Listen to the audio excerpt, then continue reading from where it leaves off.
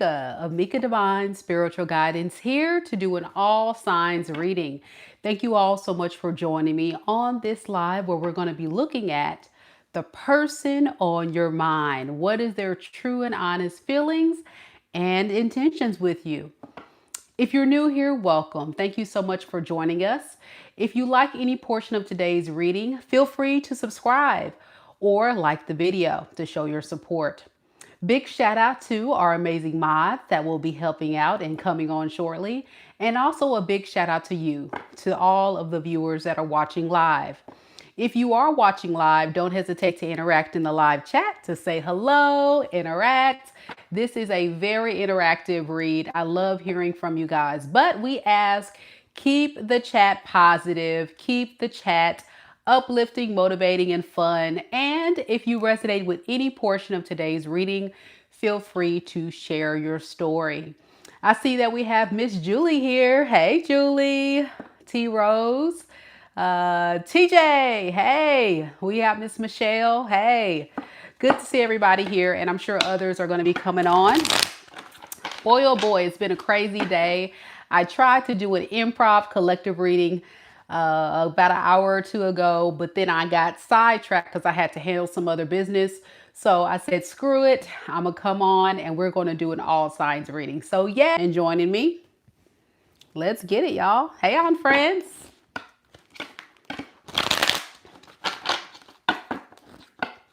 Keep in mind, though, as we go through today's reading, time is fluid in tarot. So these messages could resonate for your past, your present, be reversed. So please only take the messages that are for you and leave the rest. All right, guys, we're going to go ahead and get started. I see we have some Aries already trickling on in. We got Miss T. Rose, and I'm sure others are coming.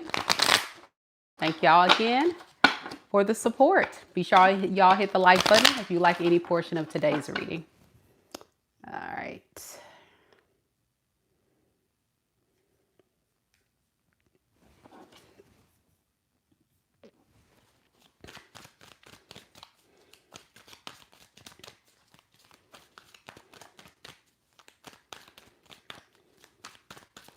Spirit, tell me a little bit about Aries.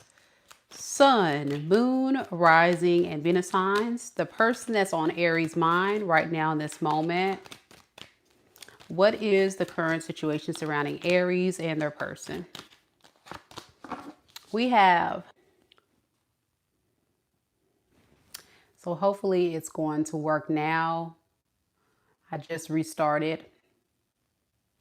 I think we're good. Yeah, looks like we're good. Sorry about that, Aries. But yeah, I think this is someone that doesn't want to take accountability or apologize. Thank you guys for those that were helping me. Because sometimes I don't really see what you guys see. So thank you. And also I'm getting like a glare. My goodness. It's like I'm going blind or something.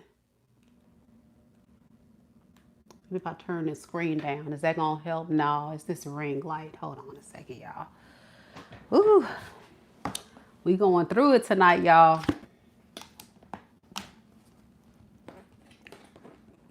Let's see.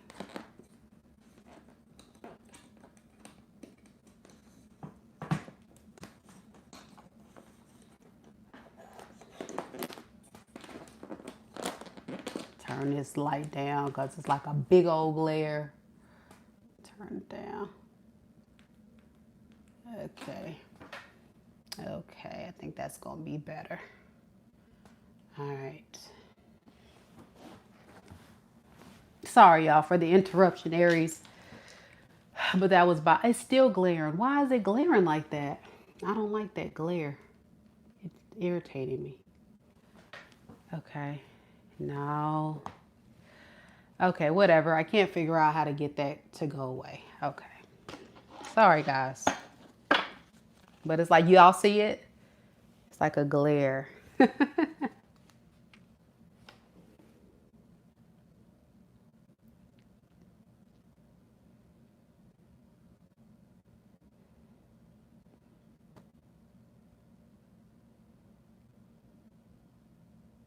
Someone that doesn't want to apologize, Aries.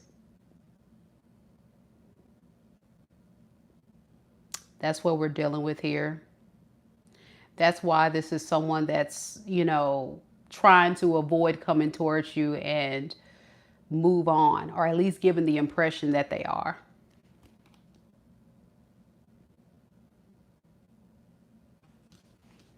But it feels like a mind game to me. Yeah.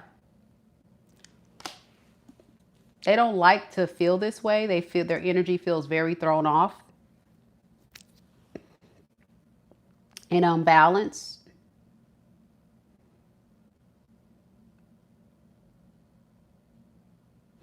Okay.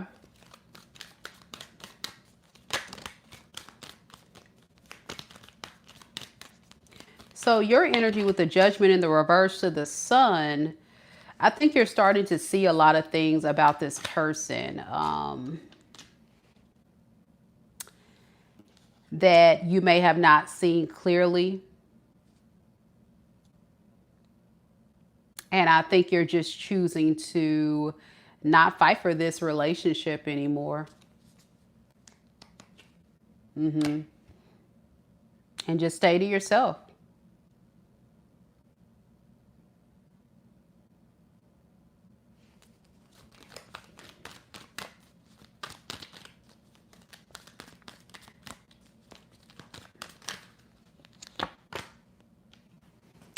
Thank you, Bree. Thank you for the 5. Thank you, girl.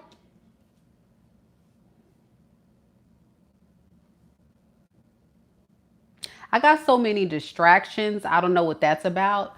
I'm never this distracted in a reading, but for some reason, it really feels like I'm distracted. I'm irritated. I don't know what it is, y'all. I just feel like I just want to. And I was just fine before I hit record. So I feel like that is telling me that your person is trying to find distractions. Distractions to, you know, pass the time. Distractions to not really focus on this relationship, not focus on you, focus on the situation. Try to find distractions, Aries. That's what they're trying to do. But that's not really what they want. See? Deep down, they really want a new opportunity with you with the Ace of Wands. A passionate new beginning. A lot of sexual energy. Yeah, it's a mind game. And I picked this up earlier, how this is somebody playing mind games with you. With the 5 of Swords and the 8 of Pentacles in reverse. I'd rather act like I don't care to hopefully get Aries to want me more versus do a lot right now.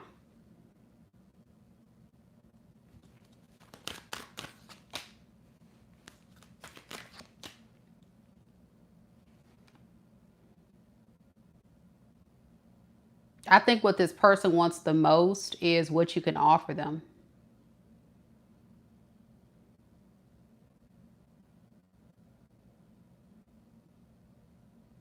Something about, I'm getting a lot of sexual energy.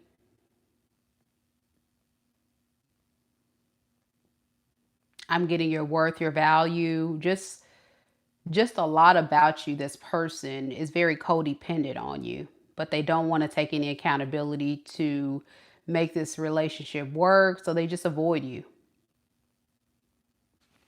Okay. That's interesting. Okay. Sorry, Aries, for the big pause, the internet connection issue.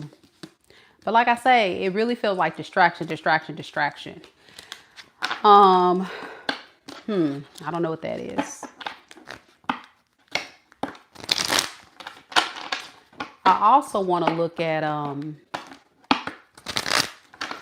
their feelings. Let's see.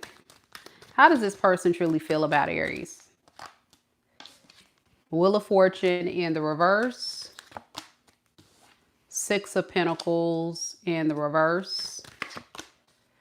and Six of Swords. Underneath the deck, we have the King of Cups in the reverse and the Queen of Cups in reverse. Yeah, they're keeping it to themselves that they're acting like they don't care. Pretty much what I was saying before. But they really feel like karma is handed to them on a silver platter.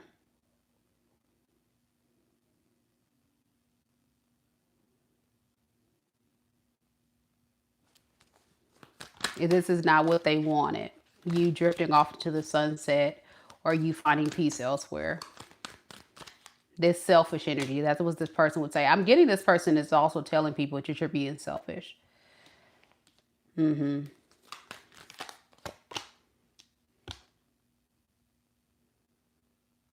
also getting if this person left you, they regret leaving you and leaving the relationship. Underneath the deck, we have the Tower in the reverse. Yeah. It feels like this is something this person has done not only to you. I'm getting like a heartbreaker. Like this person plays too many games with people just in general. And they don't learn their lesson. So yeah, that's what I'm getting. Again, sorry Aries for the interruption. Took a second for me to get going. And I might have to take y'all into my bedroom so I can change my pants. I know that sounds weird, but y'all just bear with me. Or I may just leave y'all in here and then change my pants. If y'all can see, I got like the skinny jeans on, y'all see? And it's like, you know, when you're sitting down and y'all know ladies what I'm talking about when you want to breathe. So I want to put some pajama pants on so bad. I'm sorry. Random thought. Oh, the Wheel of Fortune in reverse. Okay, is the nine. Yeah, this is a moocher. This is an opportunist. This is somebody that's sad because they're not getting what they got when they were with you. So it feels like their luck has turned against them.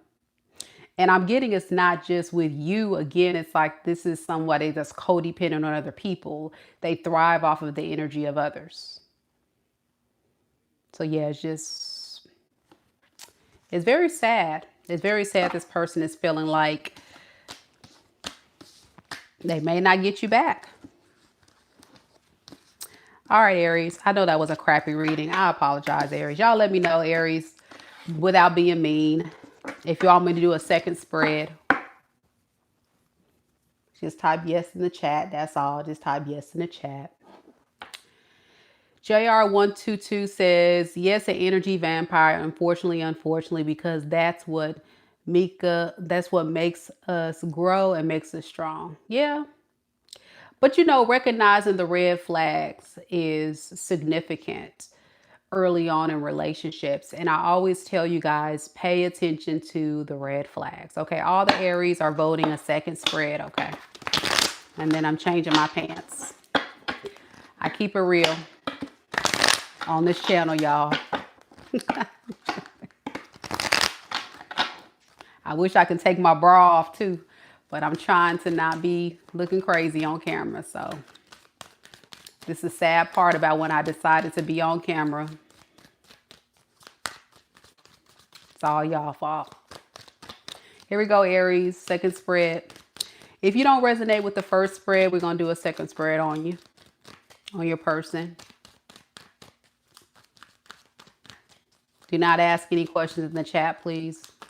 If you would like to book a reading with me, feel free to check out my website, MekaDivineSpiritualGuidance.com. So no questions in the chat at this time, please. Thank you.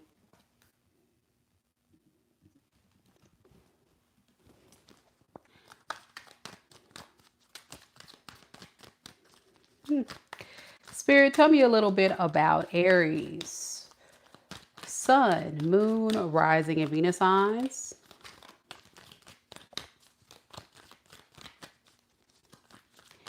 Tell me about the person that's on their mind right now in this moment. What is the current energies surrounding Aries and the person on their mind?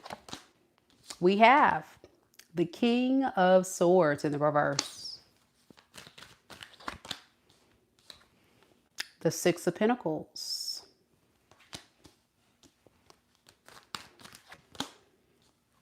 The Four of Pentacles in the reverse.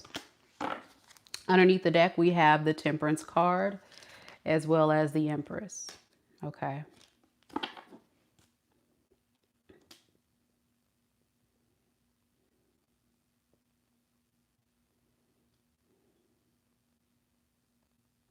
I'm still getting like a very manipulative person that's more concerned with money, stability, practical things than love. And it looks like this is somebody that really does see your worth and value as somebody that is always capable of making them feel balanced and comfortable. You bring a lot of peace to this person's energy, despite them being very manipulative. I'm getting very calculated when it comes to trying to get stuff out of you. I'm also feeling like you, Aries, bring way more to the table than this person.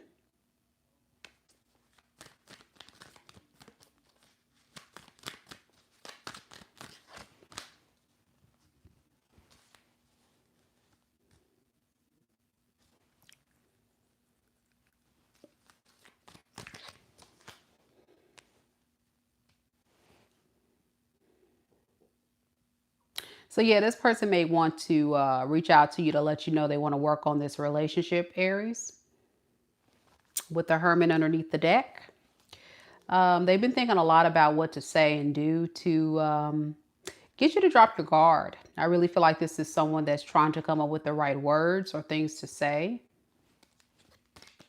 Yeah. The right words, the right things to say to convince you that they want to come back. Now, with the Six of Pentacles here, clarifying that the world, I think you're tired of giving to this. Aries, your energy is coming across as someone that's just tired of this. You're tired of giving to it. You're tired of nurturing the connection. A lot of you guys feel like you overextended your offer here. So I either reading one or reading two, you may resonate with both because I really feel like both readings are very similar in nature, very similar. Yeah, it's like you're just over it. You're like, I feel like this is an Aries saying there's nothing more I can give this person. I would be disrespecting myself. I would be going against my values. I would be lowering my standards and my sense of self-worth if I were to continue to give to this person. So you feel like it's not worth it. But it breaks your heart though at the end of the day. Like the reason why this person is still on your mind is because you're like, how dare you? How dare you after all I've done for you? But that's the thing. What you don't understand is this person was running game on you the whole time, you know? Or at least that's what their energy is coming across as. So I don't know if this was what they've been doing, but that's kind of what I'm picking up.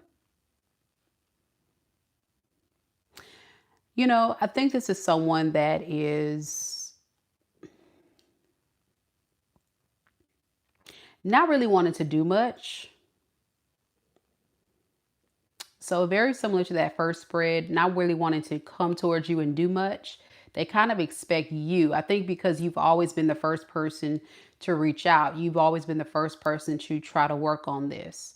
Or, you know, give this person the benefit of the doubt. Hear them out. Support them. So, in other words, this person is very spoiled and entitled.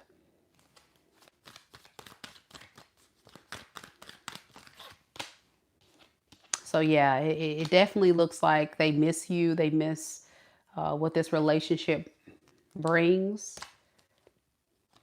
But I'm getting like you can be someone that's hard to deal with when you start pulling your energy back. So this person would say, you know, I don't know if that's something that I want to stay with for the long haul. I see the potential. I see the Aries worth and value, but I just am lazy. I just want to be treated like a princess. And it doesn't matter the gender this person is, they just like to be treated like a princess. Oh boy. All right. Can you tell me more about this person's feelings for Aries? Yeah, they really do want to give you a new offer, and their intentions is to definitely not see it through. I don't think this person has what it takes to give you what you need. They want a relationship with you, but they know that they can't fulfill what you ask of them. They can't meet your standards. Ten of Pentacles in reverse is saying lack. They lack the ability to meet your expectations. Why is that? Because this person feels like it's too much work. Remember, they're a princess, so they don't really feel like they have to put in much work. Oh well, looks like Aries is out. This person could be an air sign, Aquarius, Libra, Gemini. Also getting earth sign energy here. Capricorn, Taurus, Virgo, and fixed sign energy. Leo, Taurus, Aquarius, and Scorpio. All right. Let me know if it resonates, y'all. And I'm about to put on some comfortable pants.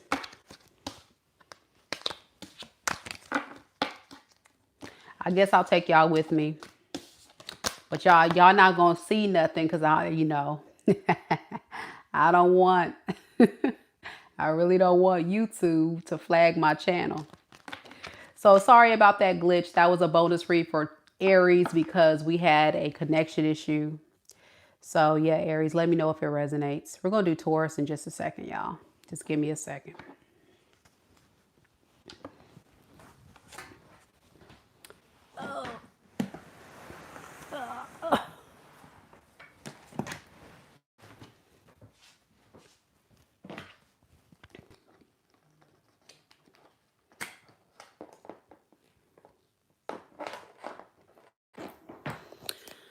All right, y'all. Ooh, Lord. All right, Aries Fire said, yes, resonates. Thank you. You're welcome. You're welcome. I got to keep the angle high. Lordy, Lordy. Y'all know how it is, y'all. Got to keep the angles high. Walking in the darkness.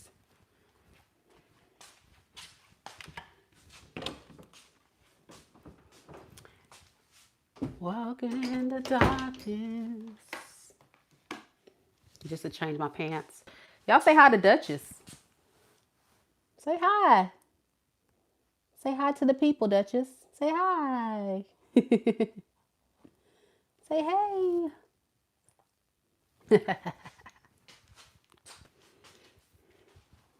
All right, y'all. I got to change my pants for real. So be patient with me.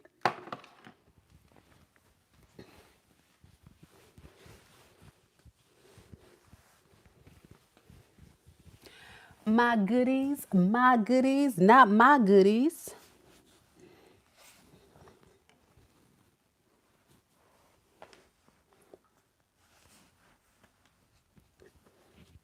How y'all doing? If y'all just come into the live, we're about to do Taurus in just a second. I'm just changing my pants.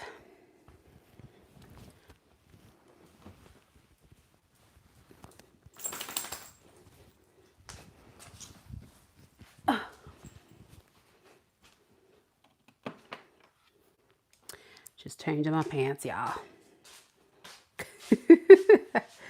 Say hey. Say hey to the people. Hey. For those that haven't met Duchess, this is my wiener beagle mix. And she's like, what are you doing right now? Why is this camera in my face? What in the world? What the heliante? There you go. Okay. My goodies, not my goodies.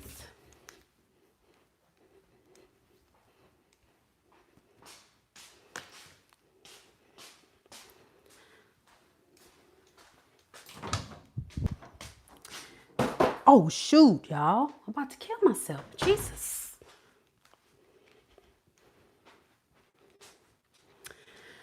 All right. Back to our spot. Put y'all right here like that. Y'all say I got my pajama pants on. Y'all thought I was lying. I ain't lying. I got to get comfortable, y'all.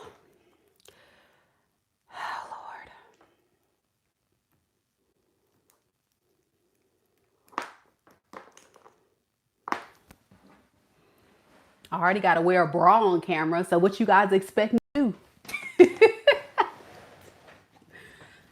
Oh. All right, about to do Taurus, y'all.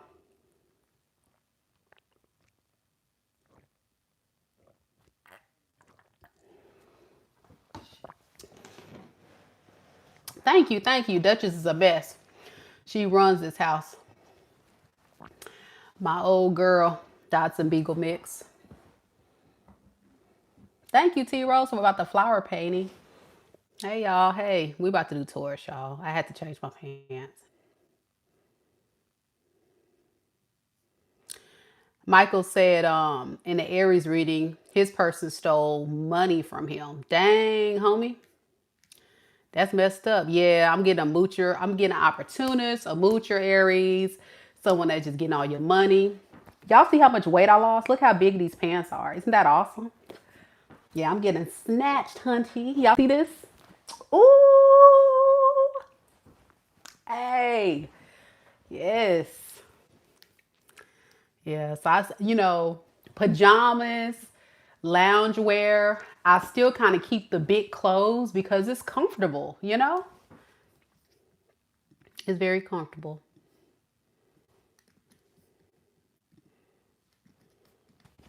Okay.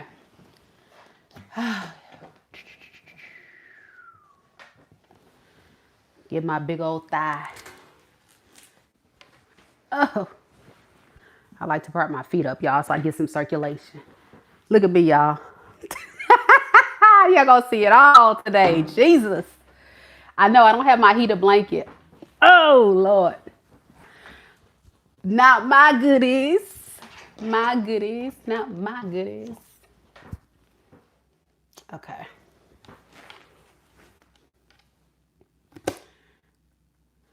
What did I do with the cards?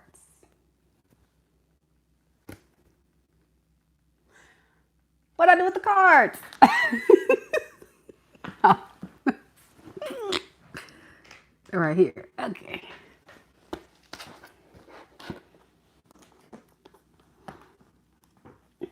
Okay. Y'all can tell I'm at home. Y'all can tell I'm off work this week. I curled my hair for y'all though. See, I put a little curl in it. I put a little lip color on. That's it. That's all you getting. I'm definitely in my Aquarius vibe. We comfortable. We comfortable today. Let's do this, Taurus. Thank goodness for timestamps, y'all. Thank goodness for timestamps. Ooh. I had to change. I'm sorry. I had to change. All right. Oh. Thank y'all. Thank y'all for the love. All right. So just to recap for those that are just now coming in, we've already done Aries. I had to do 2 readings for Aries because your girl messed up.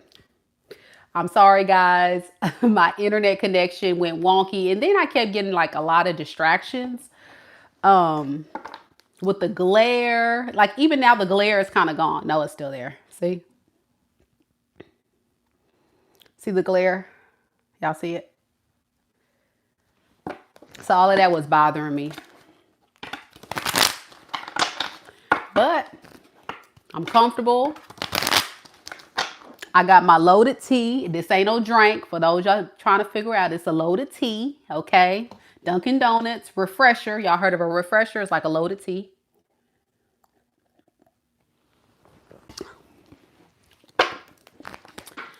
And I'm ready. We doing Taurus now. Who being disrespectful in the chat? Come on now, y'all. Don't be acting crazy. Thank you, Tim. Oh, thank you, Tim KC, for the heart. Thank you. I appreciate it, y'all. Okay, I can focus now. I'm sorry.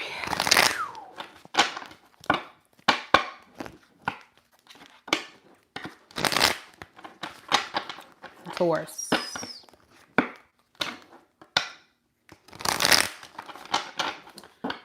Divine Timing says, been watching for some months now, and I love your vibe. Thank you so much. I appreciate it. I really appreciate it. Thank you. I ain't got no tequila. Listen, when I'm working, seriously, when I do my readings and stuff, I ain't drinking. If I'm ever sipping on something, it's probably water, tea, or some type of juice, because it throws off my content. Like, I can't really focus too well. It doesn't, it throws me off a little bit. I want to be totally like clear, because the thing about reading tarot, what a lot of people don't understand is you're already getting a lot of downloads. You're also trying to focus on the energy. And if you have anything that's throwing you off, or if you're extremely tired or drained, it's probably not a good thing to do readings, because it's just going to add more drain to you. So I tell you guys all the time, like, it's a lot. Like, I would love to do a bunch of free stuff on this channel, but it's very draining, especially the real tarot readers. I actually feel the energies. Like, for example, I did a personal reading this morning, and I was describing to that client how intense the energy was I was picking up. And that client wrote me back a very long email response and was explaining to me why. And I was just like, oh my gosh, you know, it's just confirmation that I was feeling that way for a reason. But it's true, I pick up on all that. So yeah. So it's just been an interesting day, to say the least. And I am a little tired right now. I am a little tired, but we gonna make it do what it do. All right, Taurus, I'm still talking, y'all. I'm so sorry. I'm so sorry, y'all. Oh, Lord.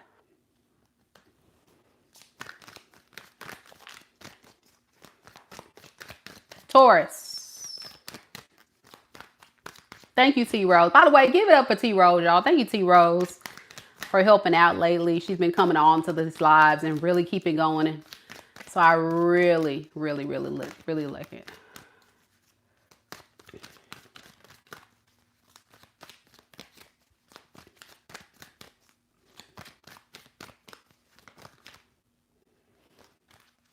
Hold on a second, y'all. Who is that? Kayla says, right, so brush your energy up before asking for readings.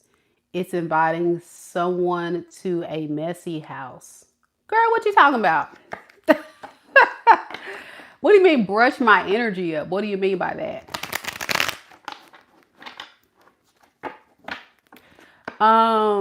If you mean like clear my energy or ground my energy, that's the word. I know what brush your energy up is.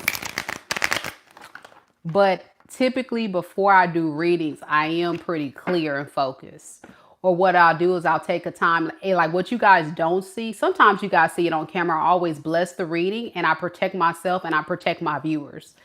And then in between, I'll sage, Palo Santo, crystals. I'll charge my cards with crystals. Some of you guys seen the cards on my table being charged with crystals.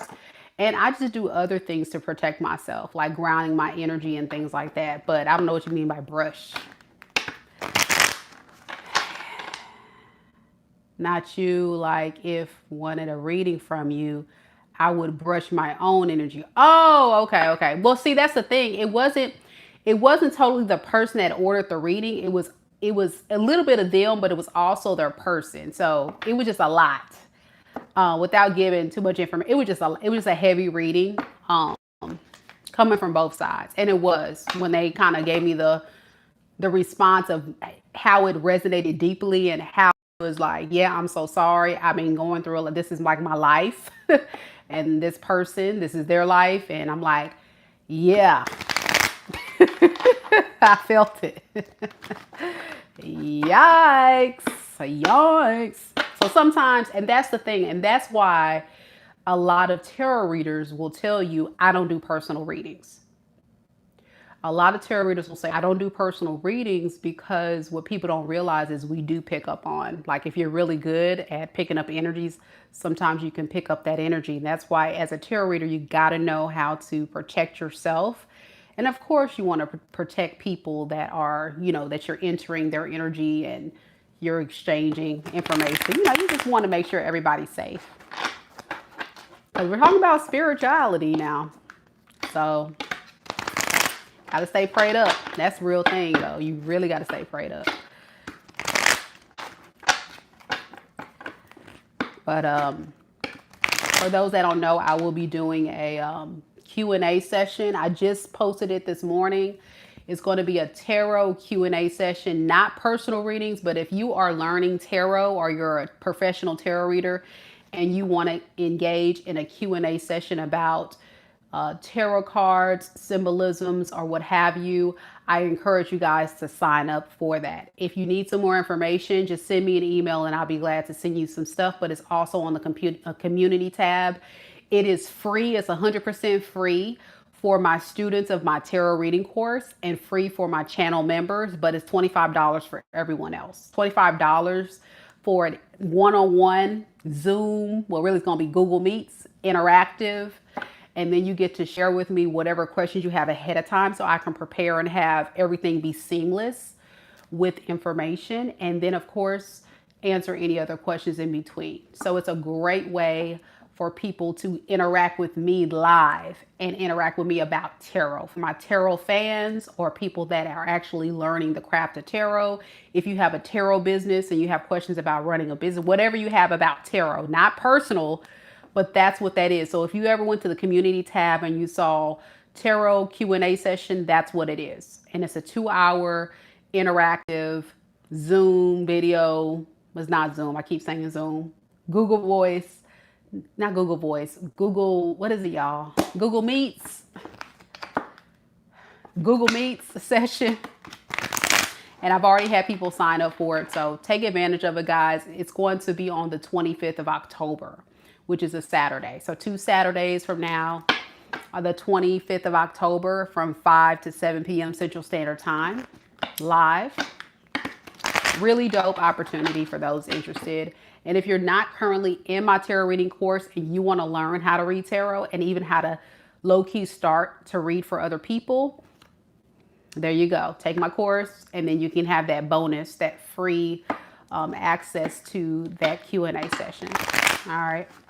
All that information is down in the description box below, y'all. Okay, Taurus. I know you've been waiting. I'm sorry. All right, let's do this. I know, T-Rose. I'm just running my mouth.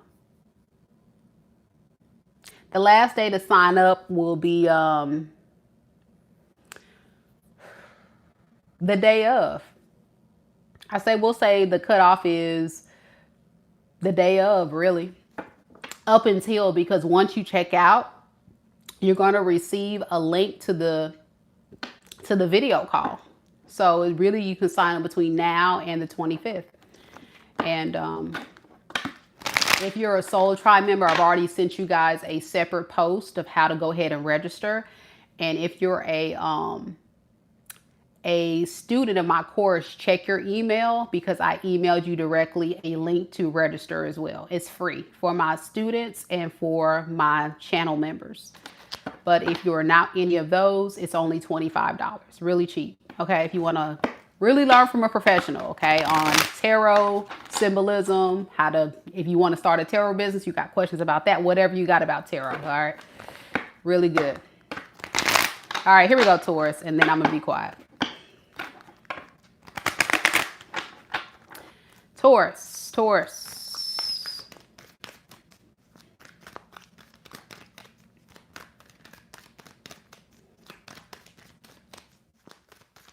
Spirit, tell me about Taurus. Sun, Moon, Rising, and Venus signs.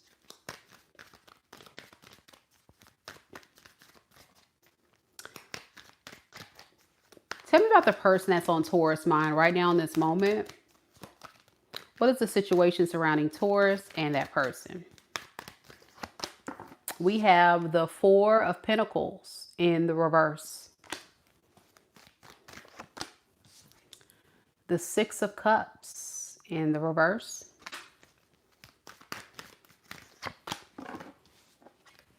The Seven of Cups in the reverse. And underneath the deck, we have the King of Pentacles as well as the Emperor.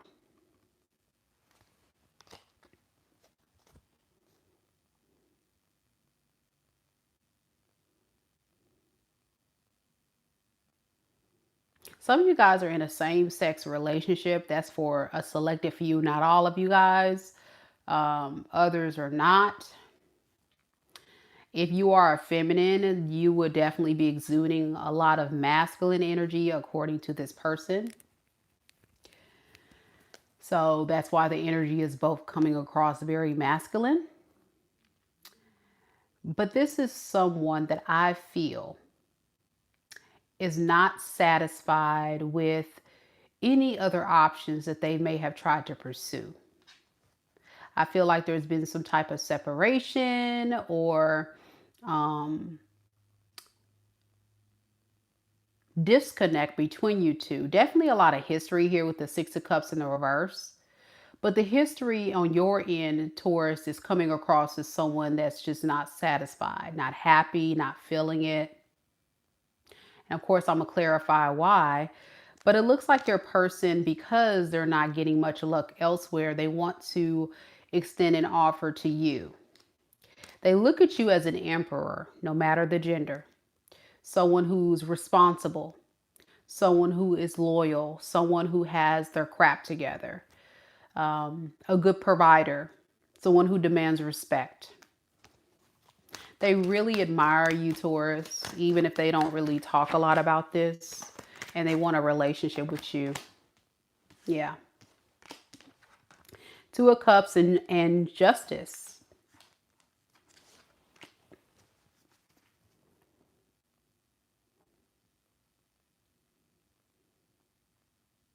I think for a while they did let go of the idea of having a relationship with you and went off to see if there was someone else, to realize like, no, I really want Taurus.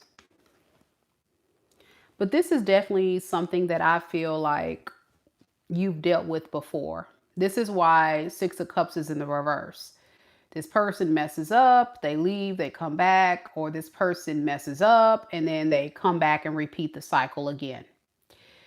And at this point, I don't even think you really trust this person to show up any different. You've seen all of this behavior before.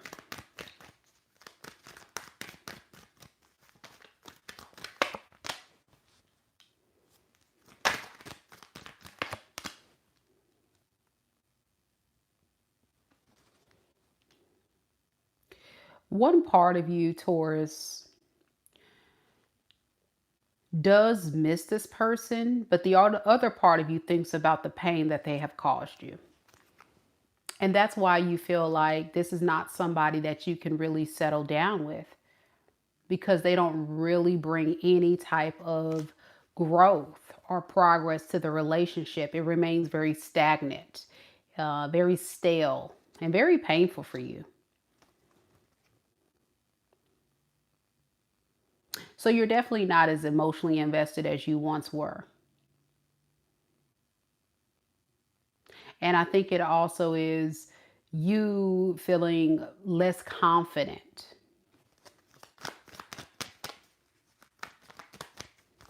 Every time that you interact with this person and they let you down, you're feeling less confident. So yeah, your person definitely wants to give you some type of offer to make things right. This feels like a love bombing energy for sure. A gift, an offer, because they're getting tired of waiting to hear from you. What is this person's true feelings for Taurus?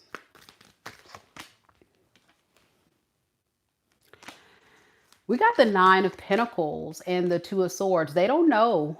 They don't know if they want to let go of their singlehood or if they want to settle down. But they do know they don't want to lose you. Why the Two of Swords, Spirit? Because they don't really want to put in the work. The expectations of what you need them to do in order to build the trust, that's too much. That's too much. What is their intentions with Taurus? King of Swords and the Temperance in reverse. They want to tell you, that they realize that they don't feel the same without you. They're now realizing this. Time apart makes the heart grow fonder. And they're missing you and they need your help. I'm getting a victim story. this person will come and bring you.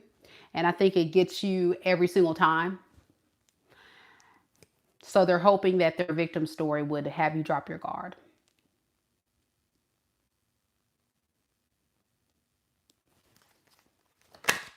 What does this person really want with Taurus, like in general? Your forgiveness. 5 of Cups and the Death in reverse. Yeah, your forgiveness. Sweep it under the rug. Let's start fresh. Let's pick up where we left off. All that jazz. Fresh new start. Ace of Wands underneath the deck. Even before I pull the cards, just forgive me. Let it go. Let's not talk about it. Let's not worry about it. Let's just keep on moving forward. That's what they really want. But the issue is, when you're involved with people like this, the issues are never really resolved. What happens is we sweep it under the rug. You're still in pain. You're still hurt. You're still not getting what you need from the relationship. And the behaviors continue and the tower keeps falling. So it's best to be with a partner, in my opinion, that if you let them back, you've got to see significant change and significant willingness for them to want to do better. So that's what I have for you, Taurus. This person could be a water sign: Pisces, Cancer, Scorpio. We got Sagittarius, Aquarius, Libra.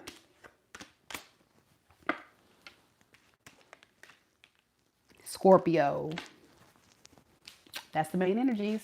It can be any sign, of course, but that's the main ones. We got Gemini next. Thank you guys so much for the love and your patience tonight. I'm feeling like I'm starting to get in my zone now. Woohoo. All right. We're rolling, y'all. We're on Gemini next.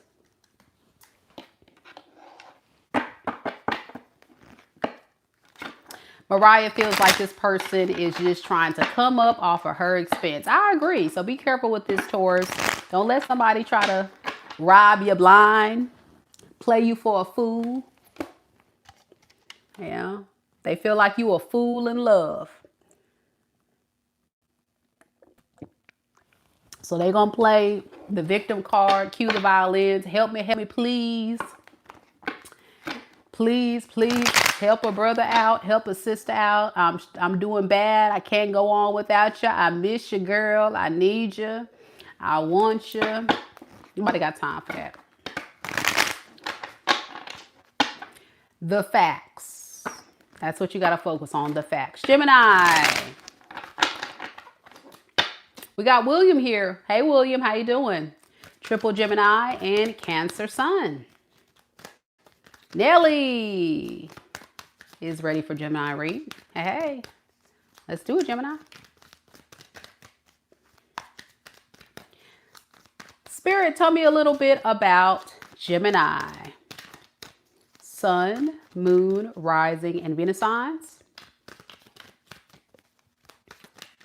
Tell me about the person that's on Gemini's mind.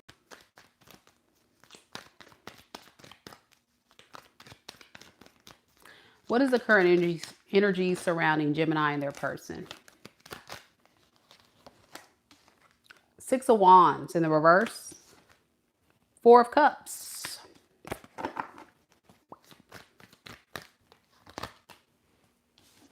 Knight of Wands underneath the deck. Queen of Wands in the reverse and the 2 of Swords.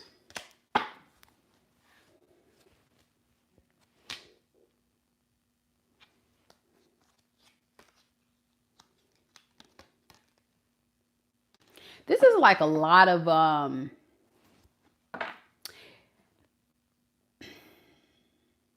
indecisive or contradictory energy from your person's behalf, because they want to come towards you because they're very passionate about you. You turn them on. They really, love your company and your energy. But at the same time, they're like, no, I'm not going to do it. I'm not going to do it. I need to figure out if I really want to do this. What's holding this person back is their ego.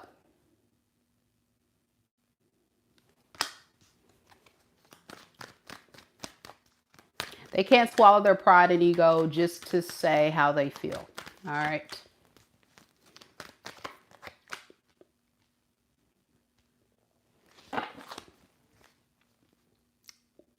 They have some deep-seated insecurities. Since they feel rejected by you. Because your energy is coming across as someone who's over this. Yeah. You're kind of over this.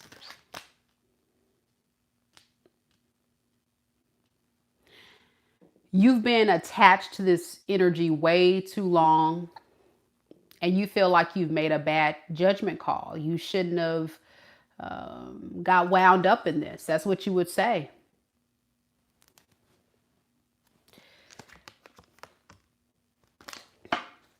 There's still a part of you, Gemini, if you were to be completely honest, you still are very curious about this person. Very curious. But also emotionally closed off.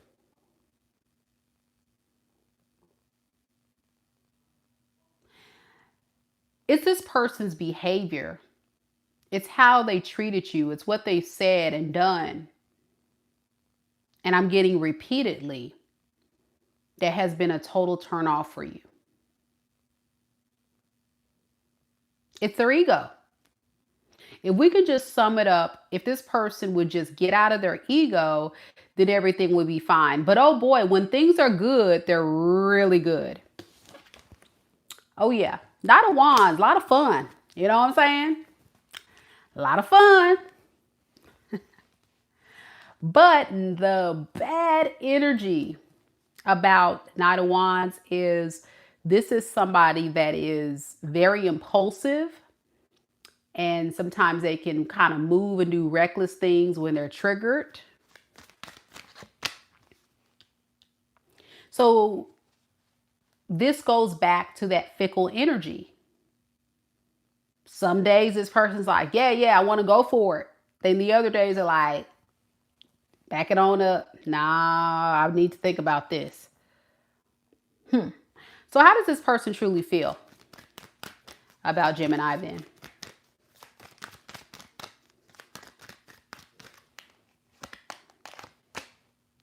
Stuck. They don't know what to do. Like I said, very like, yeah. I think they're stuck with trying to recalculate, reevaluate their approach with you. This is somebody that tried to get away with something, but I think you called them out on their BS.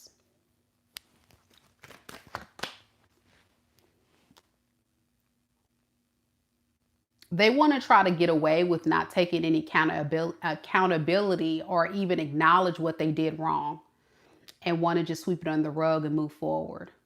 But they know that's not possible with you because you're probably going to call them out.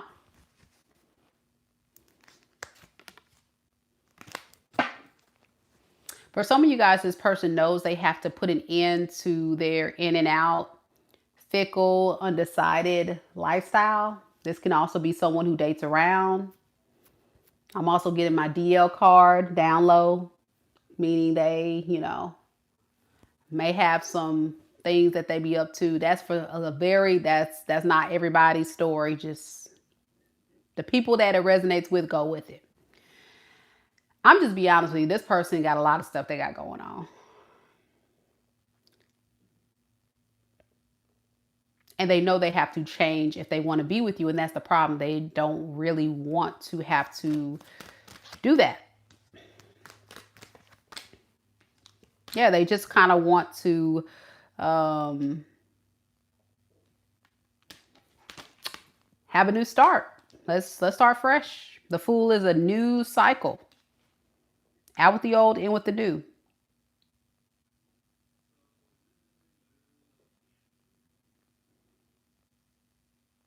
I think they've also been thinking that this may actually be the end too. So they're kind of panicking. This may be you saying you're done for good and they're panicking. So what is this person's intentions moving forward then? To not really do much.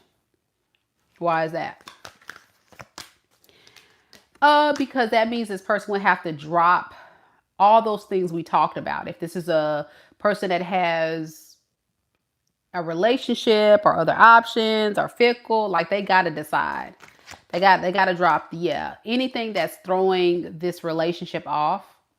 They got to really be willing to let that go. I'm also getting throwing their energy off.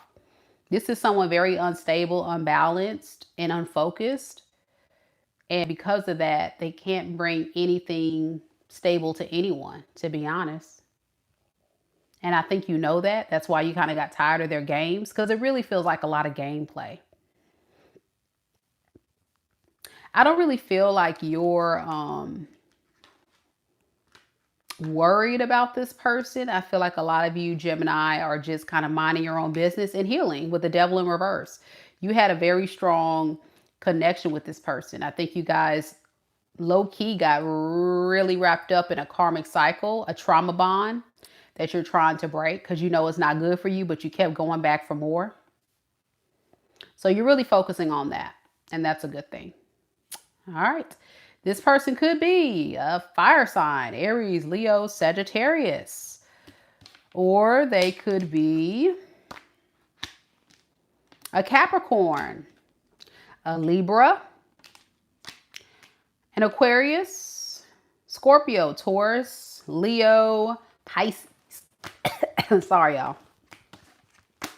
It can be anybody, though. Doesn't have to be the signs, any sign. Let me know if it resonates.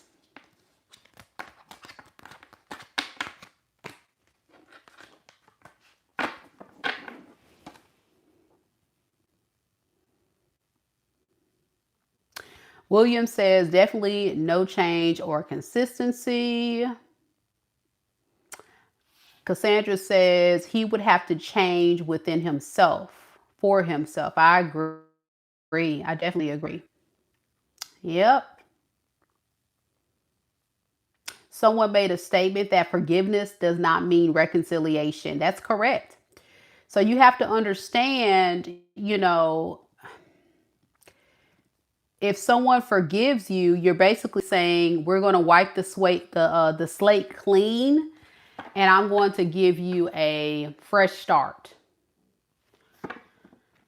And you can't harbor onto what you already think about what they did before. You have to be willing to forgive truly and say, I'm letting it go.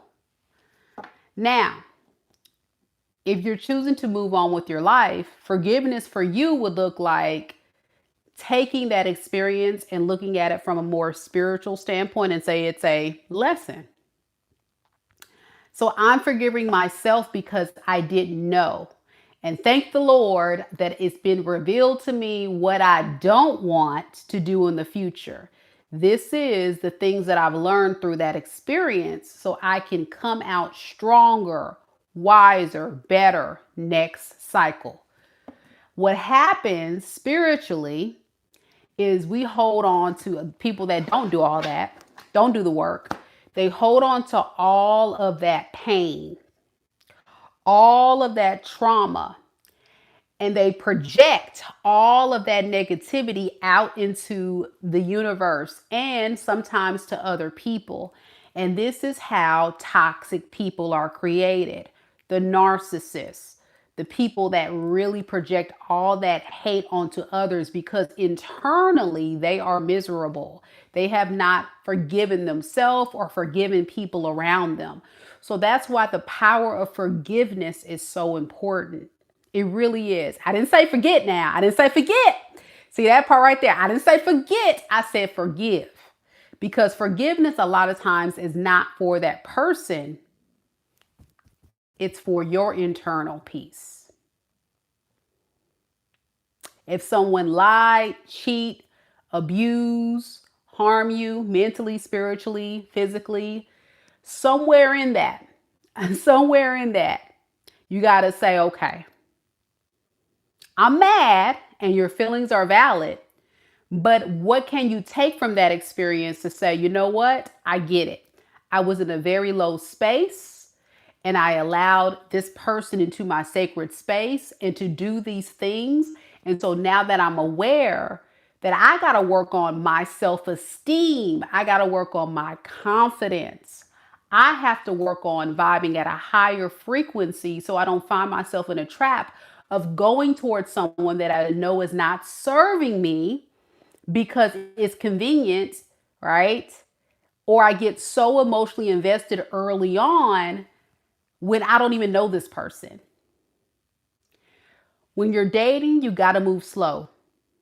You got to really be at arm's length, and you have to really listen to what they say, watch what they do, and do not get your feelings all the way wrapped up in it early.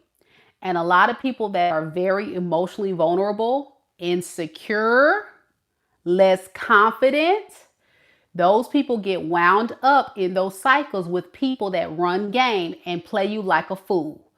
And then you get mad when they lie, when they cheat, when they do stuff, but you done seen the red flags. Come on, let's call a spade a spade. Come on now. That person showed you they ass. They gave you their ass to kiss early on. And you said, okay, well, maybe he really is sorry. Maybe she really is sorry. And you let them come back. So you got to be careful with that. You got to be careful with that. And spiritually speaking, somebody talked about hookups. Hookups are soul ties. You're creating a soul tie, and that is not good. You are, whenever you have interaction, adult activities, I got to be careful what I say on YouTube. Y'all fill in the blanks. Y'all know what I'm talking about. When you have adult activities with someone, you are exchanging DNA. You're engaging in an activity that is meant for procreation. That's really what it's for. All right. Now, guys, y'all gonna say, well, it's a little different. I get it, guys. I get it. And of course, in Western culture, if you're from the United States, there's a double standard. And in other cultures, probably the same deal. That for a woman, it's frowned upon for a woman to be running around. But guess what? It's still frowned upon and nasty for a man to do that.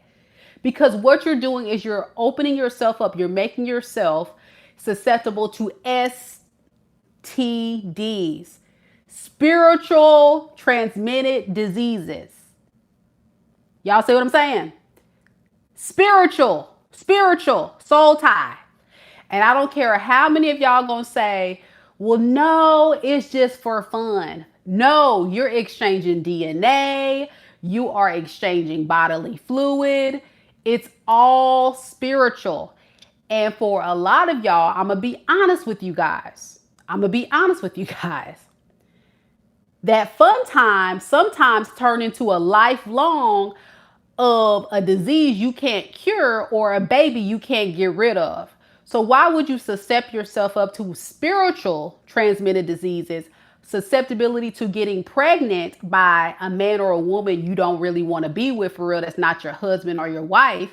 And then on top of that, now you're creating a spiritual soul tie to where you're craving a man or a woman that is not even yours.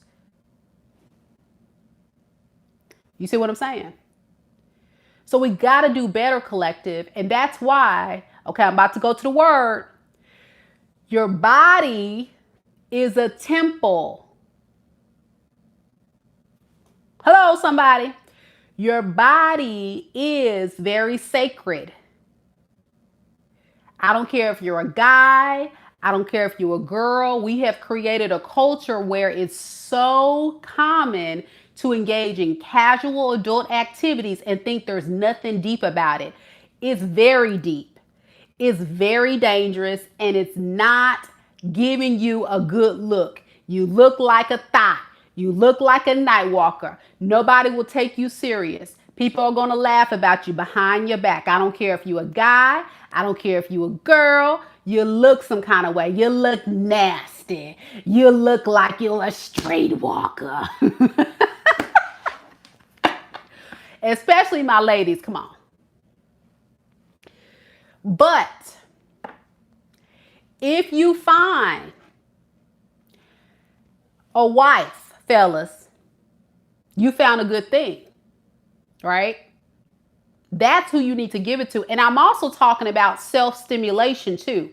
That is also very dangerous. Some of y'all may not agree with that, but it's true, because what are you getting excited with?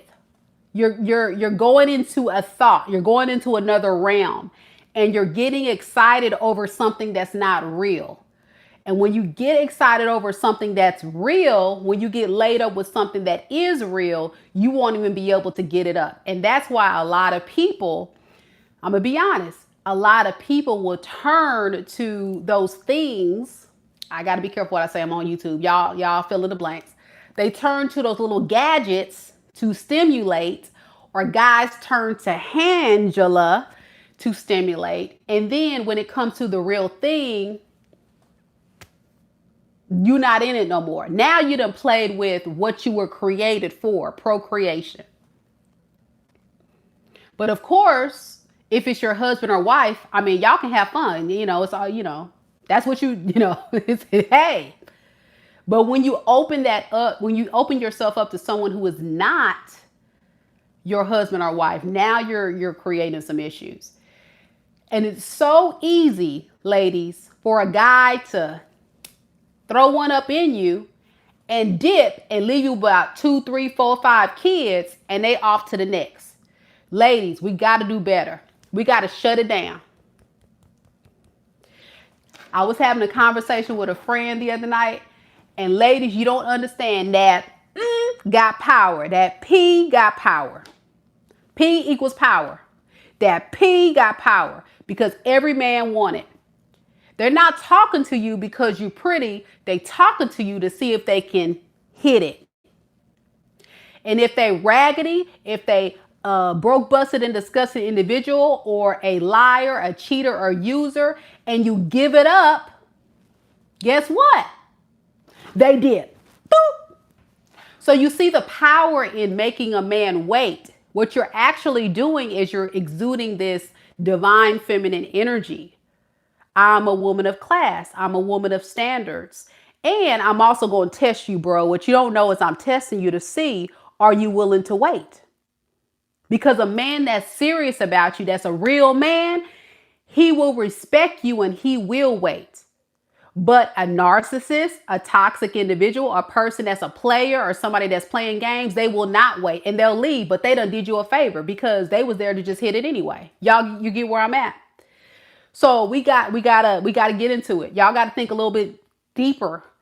And for my spiritual people, it's all in the word. It's all in the word.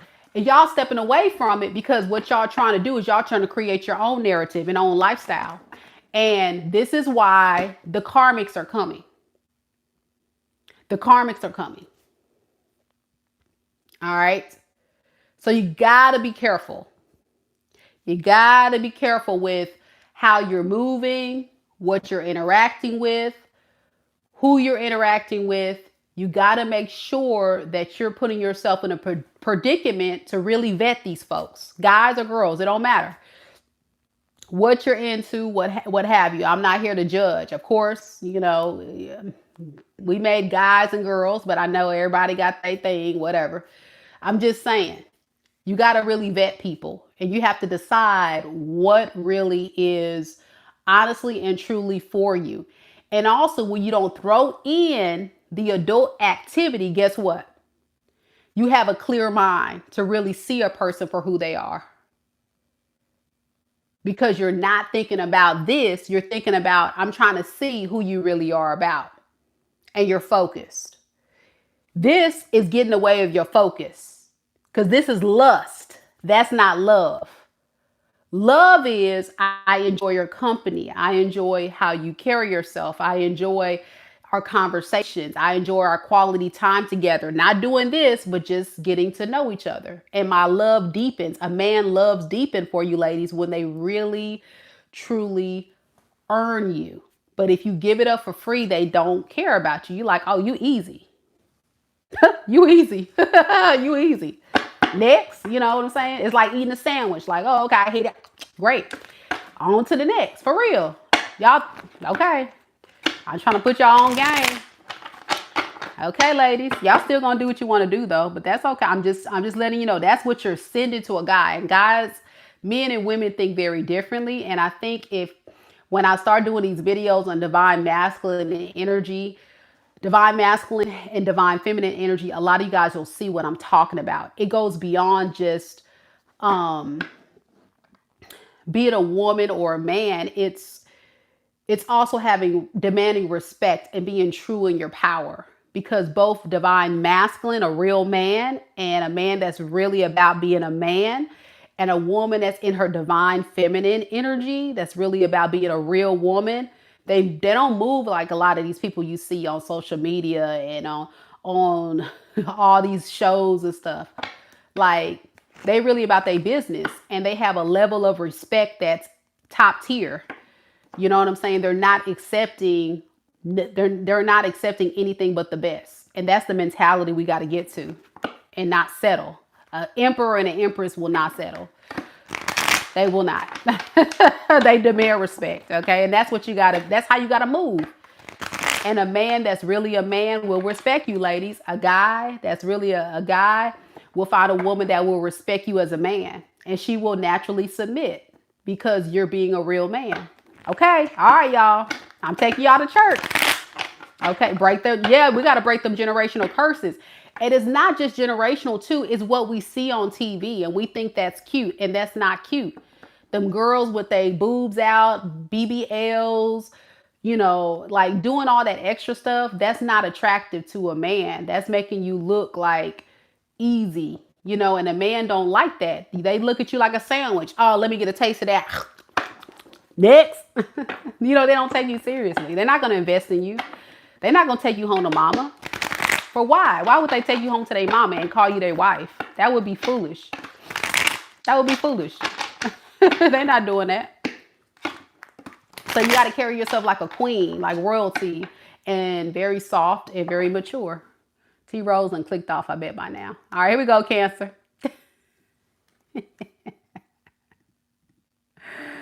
All right, here we go, y'all.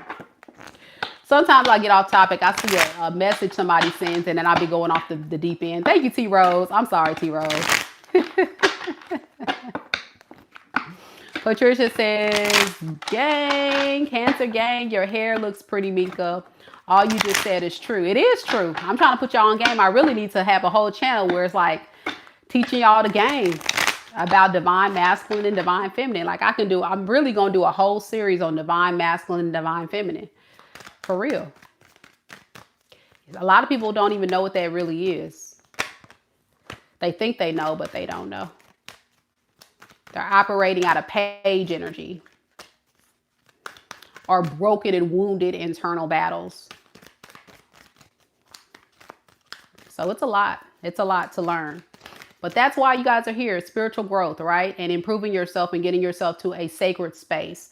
And once you tap more into your healing journey and wanting to do better for yourself, and exactly, Patricia, addressing your drama, your childhood wounds, anything that's causing you to operate out of very low vibrational energy, once you move past that, you're going to feel different. You're going to look different. You're going to move different.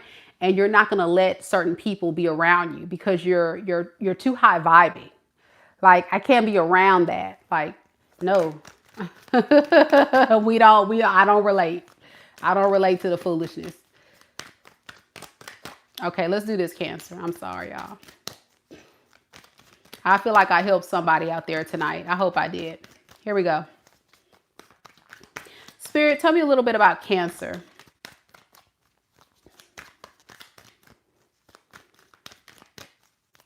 Cancer, Sun, Moon, Rising, and Venus signs. Tell me about the person that's on Cancer's mind right now in this moment. What is the situation surrounding Cancer and the person that they're connected to in love and romance? We have the Nine of Swords in the reverse.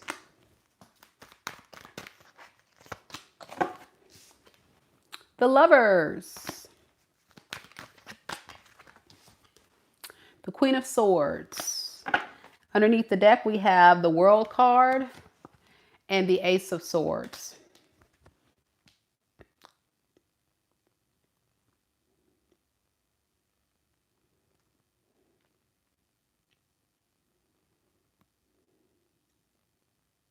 They feel like this is the end.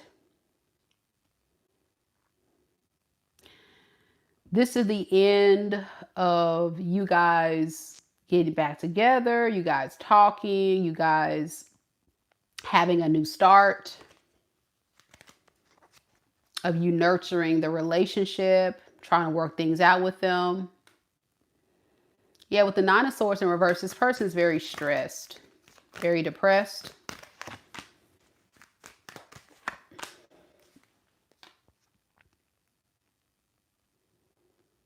Where they don't feel emotionally confident enough to extend any kind of offer towards you, Cancer. They're very worried. Like I said, with the World card, that it's over. That's what their biggest fear is.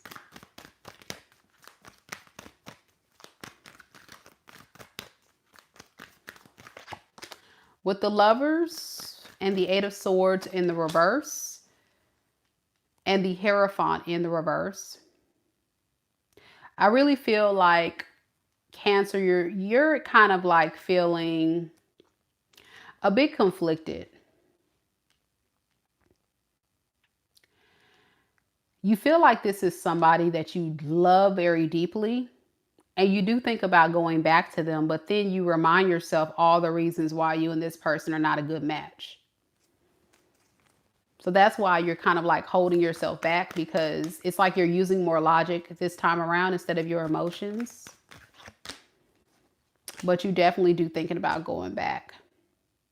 Yeah, with the Eight of Swords in reverse, I really feel like you're just trying to set yourself free. Like, I think you've been overthinking this whole thing for a very long time, and it has a lot to do with the love you have for this person. You feel like for a very long time this person was your soulmate, and you just really wish it would have worked out. It's very unfortunate, but with the Hierophant in reverse, that's the thing that kind of broke the connection apart, was the fact that this person you and them couldn't see eye to eye because they were being toxic. And there was a significant trauma bond you guys shared where, you couldn't shake this person because you loved them so deeply. This is a very karmic connection by nature, I'm noticing. But you may have thought this was your forever.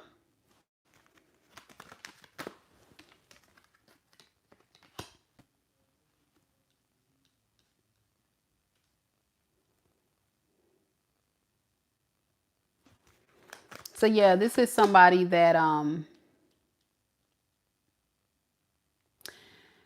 they have really just thought that they didn't really want this as much as they do now. But even now, I don't feel like this person's super emotionally invested. I think right now they're focusing on themselves.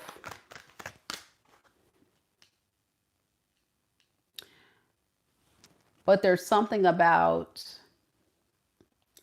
what you brought to the table too that kind of kept them there. Tell me more about this Nine of Pentacles in reverse. Yeah, you were a very good partner. You made sure everything went smoothly. You were very supportive. You did a lot of things here for this person that, they miss. But they definitely feel like it's almost over. How do they feel about Taurus? I mean, excuse me. The person could be a Taurus. I'm sorry, Cancer. How do they feel about Cancer? We have the Hermit and the Knight of Cups. They're thinking about coming forward, but they're not actually doing this. They're just thinking about it. What is their intentions? Two of Wands in reverse and Six of Wands. Pride and egos get in the way, though. They don't want to have to acknowledge, what they did. And they don't even want to have to tell you the fact that you're right. They should have did something before to make this right, but they just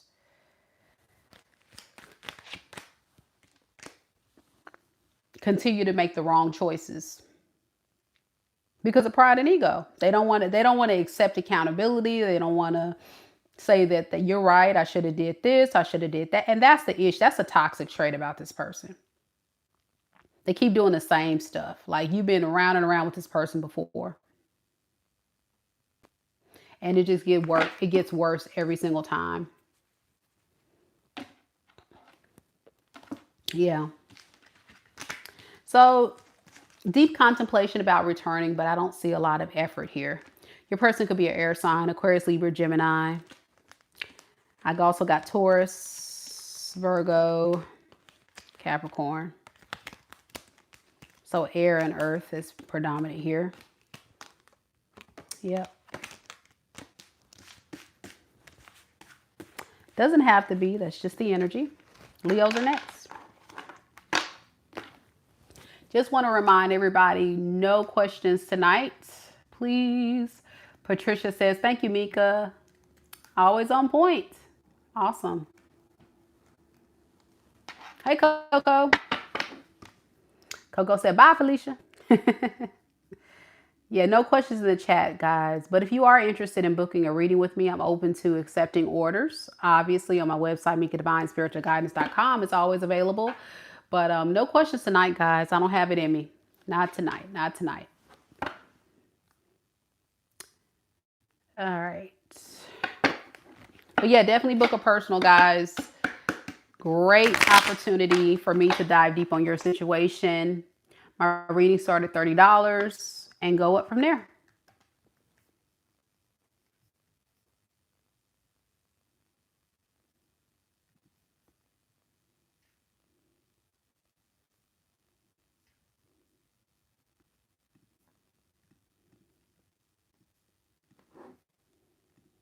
All right. Let's go ahead and get started with Mighty Mighty Leo. Woohoo!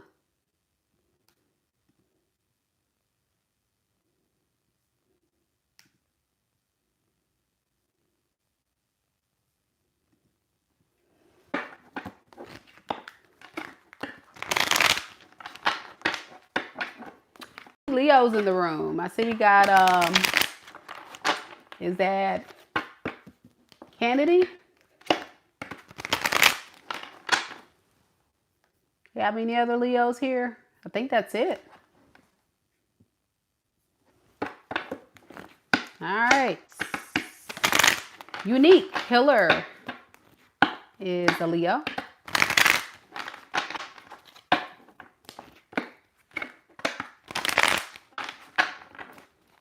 All right, let's see what we got, Leo.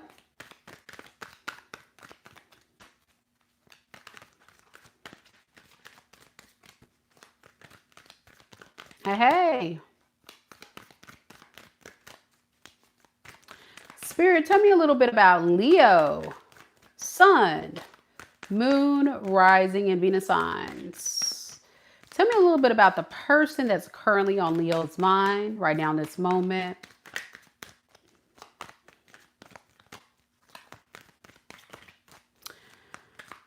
What is the current energies surrounding this person and Leo right now in this moment? Okay, we have the Hermit in the reverse. Eight of Pentacles.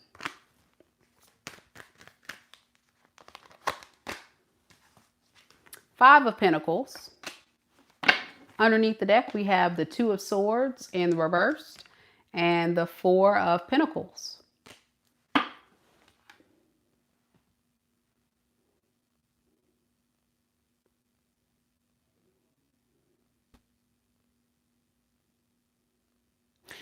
This person really is tired of being alone. So they're hoping that you guys can work on this relationship. They're feeling lonely. I'm getting a very lonely energy from this person right now. Even if this is someone in another relationship, some of you guys may say, well, they got somebody else. Okay, well, they're not happy. They still feel lonely. All right. So yeah, Three of Pentacles, the Knight of Cups. They really want your cooperation. I think this is somebody that's been trying to get your attention. but they don't trust that you will accept their offer.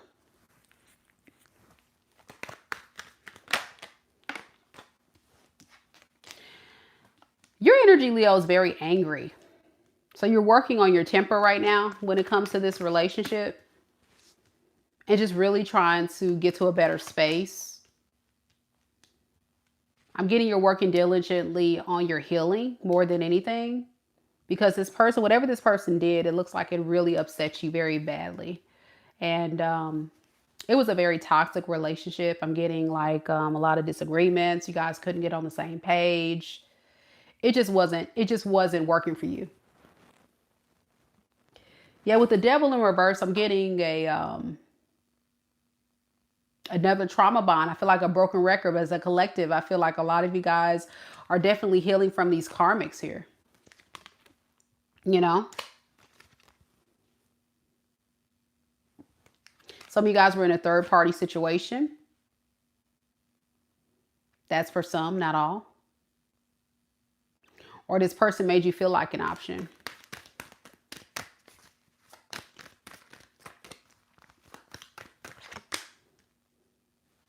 Yeah, they're hoping that they can repair and recover this relationship with you. Five of Pentacles to the Death in reverse. This is somebody that definitely wants to work on things with you. But they don't really want to like talk about what they did with the Justice in reverse and the Nine of Wands. They just really want your help because they're going through it since you've been gone.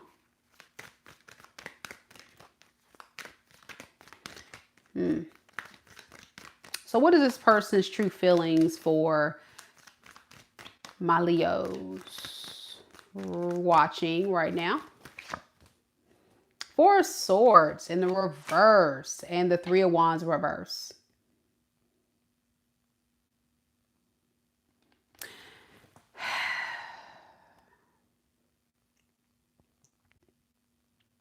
Yeah, they're very stressed out. This person's really going through a hard time. Because I think this is somebody that's like been trying to get your attention or trying to do something to mend, fix, or repair this relationship, and you're ignoring them. So they're losing hope by the day, but they're getting like frustrated by this as well. So yeah, Five of Swords in reverse is like, please, come on. I'm not trying to start no drama with you, Leo. Like, come on now. So my question is, what is this person's intentions moving forward? Ten of Swords and Nine of Wands. They're going to play the victim card. Ever since you've been gone, I've been going through some hard times. I miss you, Leo. I don't know what I'm going to do without you.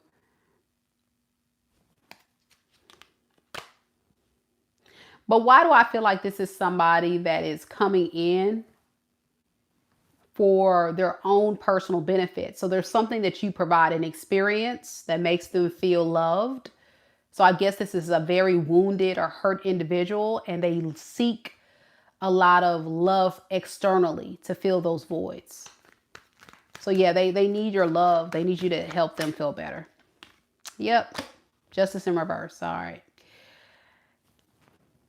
That's what we got. A lot of earth here. Capricorn, Taurus, Virgo, and I got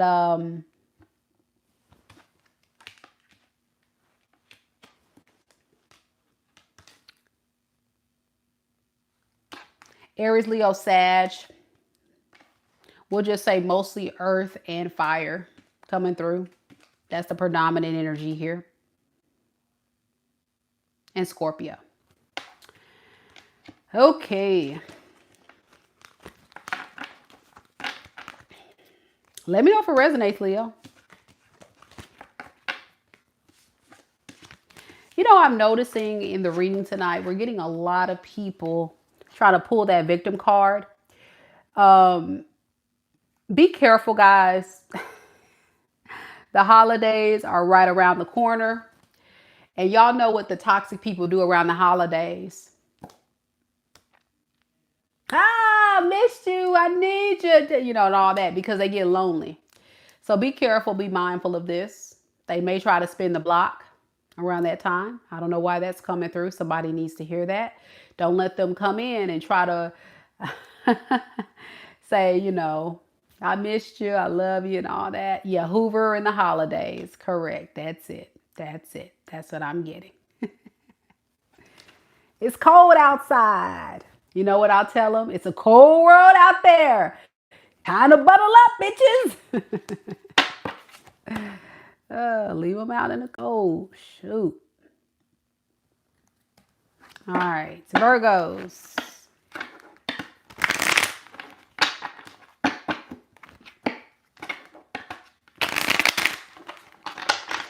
T-Rose said they want their gift. I know, right?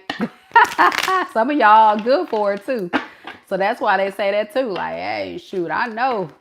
I already know Virgo gonna come through with a gift. So let me go hit up Virgo real quick. Say everything Virgo want to hear. Everything Leo want to hear. It's like, come on, really. And I know Virgo house gonna be clean.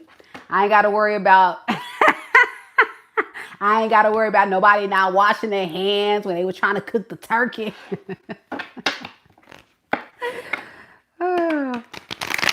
I love messing with Virgos. Y'all trip. Y'all trip. I know Virgo house gonna be clean. I can make sure I sleep in the bed with the nice sheets and clean bedding. I ain't got to worry about no critters crawling in the house. It's gonna be lit. It's gonna be lit. Oh my gosh.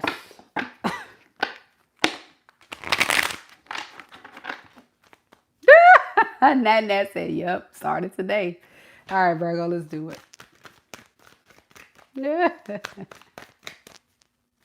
Sheets will be clean. I see all the Virgos like, yep. We don't play with that. Yeah. We don't do them germs and stuff. Nah. We don't do them critters. Hell no. Nah. Wash your hands before you handle the turkey, of course. Like, love you, Virgos. I'm gonna leave y'all alone. Here we go. Spirit, tell me a little bit about Virgo. Sun, moon, rising, and Venus signs. Tell me about the person that's on Virgo's mind. What is the current energy surrounding Virgo and this person on their mind that they're connected to in love and romance? Ooh, 4 of Wands. Wow. Big one. Big energy.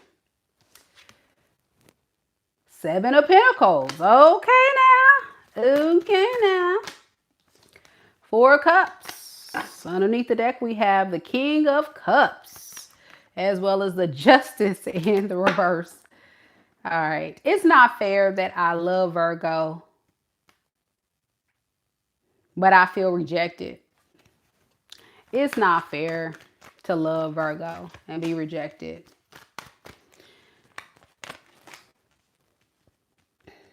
They want to extend some type of apology towards you. They want to repair and recover the relationship. 4 of Wands speaks of someone that's intending to settle down with you. They want to come home. Home for the holidays. I told y'all. 4 of Wands speaks of home. Home for the holidays. I'm so sorry. Yep. Yep, they're in deep contemplation. What do I got to say? What do I got to say? Oh, waiting for the right time. I'm going to wait around the time when I know we're going to get the house nice and ready for the holidays. It'll be nice and clean. You know, they may throw down a little bit in the kitchen. And if they don't, if somebody come and bring food, Virgo going to expect the food and make sure that person washed their hands and make sure they had a clean house before they prepared the meal. It's a bet. It's a bet. Home for the holidays. That's what your person's saying.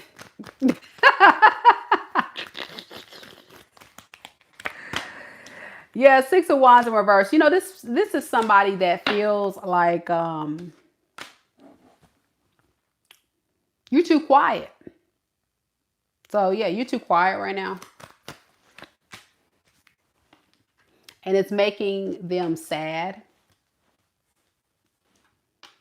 and feeling very insecure and unimportant.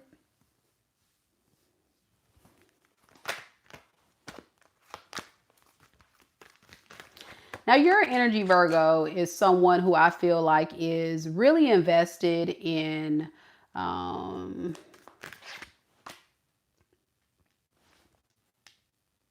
trying to learn more about this spiritual experience. I think you're doing a lot of reflecting. I'm getting like a Virgo saying, dang, like, what was I thinking? What was I thinking with this fool? But then there's a part of you that kind of feels like I got to run and play by play and figure out where I missed the signs. Something like that. I'm just getting like, I gotta figure it out. Like I'm like in my mind thinking about it. But you don't really want to extend an offer to this person. Oh no. Just thinking about it and curious with the Page of Swords. What's this Page of Swords? Yeah, curious about if you were to go back, would this person take advantage of me? That's your biggest fear. If I go back, would this person take advantage of me?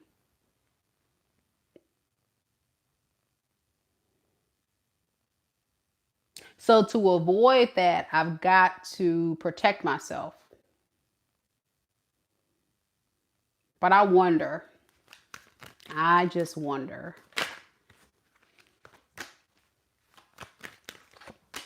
Yeah, they don't like your new energy. Like, I feel like you're a new person now, Virgo. You're not the same person you were when you met this person.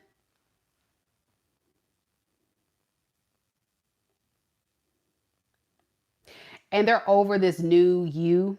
They're like over it. They're like, listen, like, Virgo, I need you to get it together. Hello.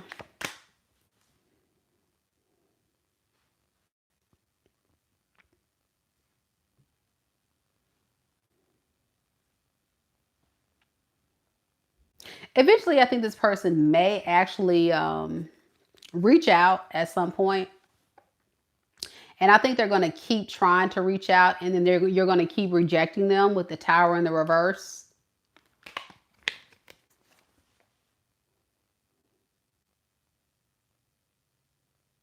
And it's really going to hurt this person even more. So either you have rejected this person or this person keeps reaching out and you keep rejecting them or ignoring them or something like that. And it's going to really take a major blow to this person's confidence and ego. Anything else we need to know about this person's feelings? Ooh, Lord, this person's playing games. You know,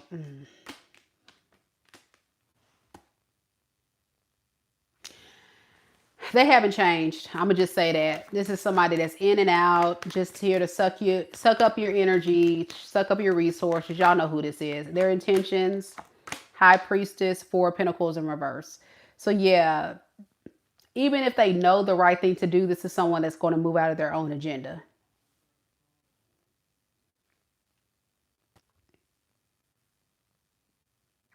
This is someone that feels like they can't change, with the King of Wands in reverse, the Nine of Cups in reverse. Like, this is somebody that says, I want to still operate out of this player energy whilst not necessarily missing out on the benefits of being with my Virgo.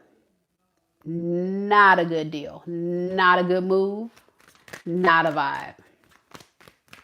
Nada.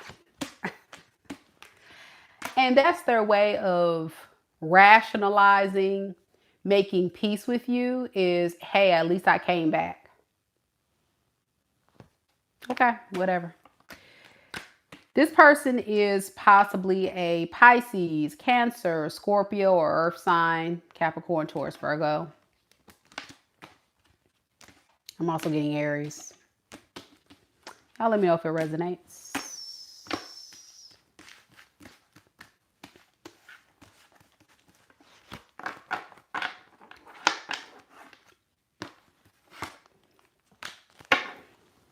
We got Libra next.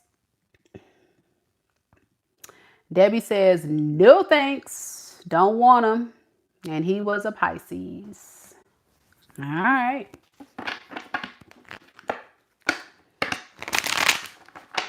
You're welcome, Debbie. All right, guys, we're going to move on to Libra. Libra. Hey, y'all. Thank you guys so much for coming to the live. Be sure that you guys hit the like button. Show your girl some love, please. I would appreciate it. Sorry for the late and long reading.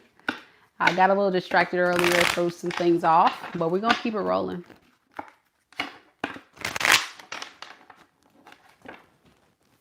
Nabo. Michelle.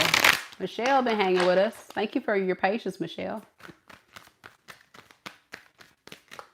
Get them likes up, y'all. Get them likes up. Thank y'all for the love. Sending all that positive energy back to y'all tenfold. Much love, much love. All right. Let's see what we got, Libra. Spirit, tell me a little bit about Libra. Sun, moon, rising, and Venus signs. Person that's on Libra's mind. What is the current energy surrounding Libra and the person that Libra's connected to in love and romance? We have the 9 of Pentacles in the reverse. 9 of Cups in the reverse. Wow. The 8 of Swords. And underneath the deck, the Hangman in the reverse, as well as the 6 of Wands in reverse. This is a very stubborn energy, guys. It's almost like the energy of someone saying, I'm stuck in my ways. Of being manipulative, calculated, moving out of a lot of pride and ego, and just kind of, you know, getting what I can get out of the relationship. I don't like this energy at all. Now, of course, this is a general reading, so please don't take this reading if it's not yours. I'm just reading the energy.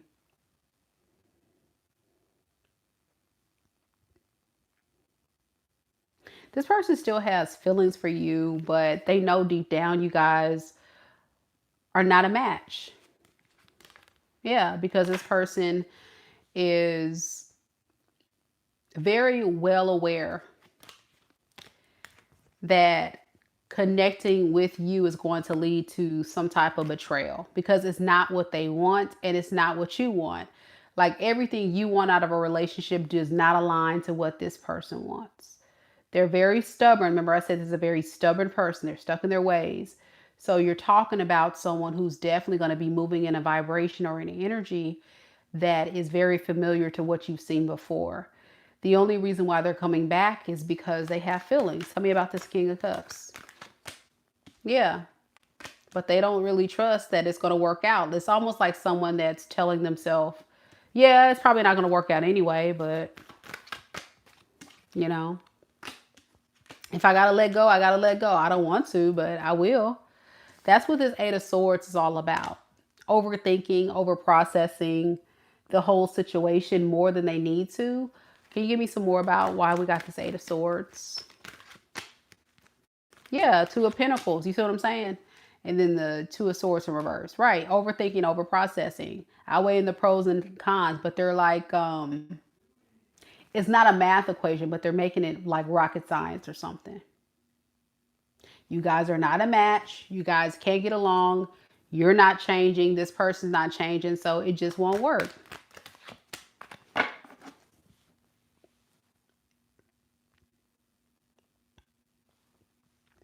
Now your energy with the 9 of Cups in the reverse to the 9 of Wands and the Ace of Swords in reverse, you know, you really feel like this person has broken all credibility with you. You don't trust them, not at all.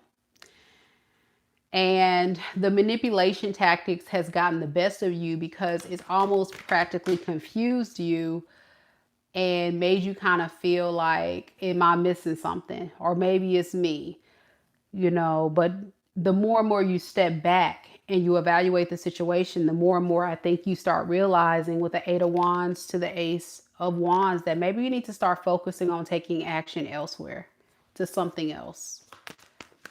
Because I think what you're realizing is that this person is not giving you the type of love you deserve. Even if you still have feelings for them, it just isn't what you want or need, you know? Yeah. So let me ask this. How does this person feel about Libra? 10 of Cups in reverse and the Sun in reverse. You see what I'm saying? Even if I tell Libra how I truly feel, if I tell Libra a lie, either way, it's still a lie. This person cannot be honest. They're a big liar, guys. I don't know why this person's lying so much.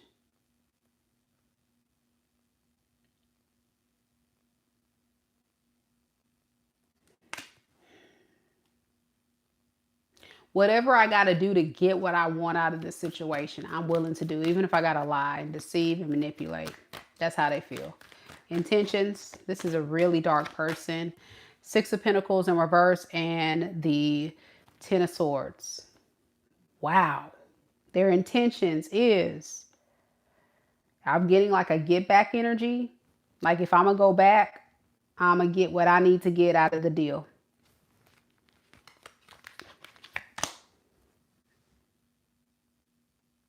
Yep, to get myself to a better space. This person is very codependent on you, very needy. And so like, I think this is somebody that is upset at you. At the same time, it's like, if I'm suffering, I want my Libra to suffer because I'm suffering. So yeah, if I'm suffering, I want Libra to suffer. That's what they're basically, that's their true intentions. Yeah, when they come back, death in reverse. Yeah, and then we go, see, Hierophant in reverse underneath the deck. They still know, like, it's just not going to work. So they force it to fit because of their own benefit. And I think that's what this whole relationship has been about. It's been about them. Even if they have to lie, deceive, you know, play games. Like, it's too much. It's exhausting me, really. This person could be a water sign, Pisces, Cancer, Scorpio, or an air sign, Aquarius, Libra, Gemini. Doesn't have to be what that's predominant in the reading. A lot of water. All right, Scorpio's next.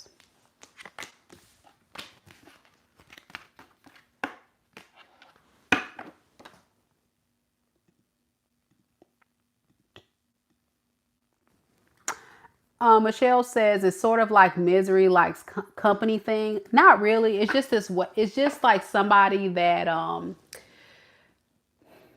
likes revenge. I feel like it's a revenge plot twist this person is on. You hurt me, so I want to hurt you, and I'm going to have a come up in the end. So I'm gonna come in and get what I can get out of the deal, and then, you know, dip.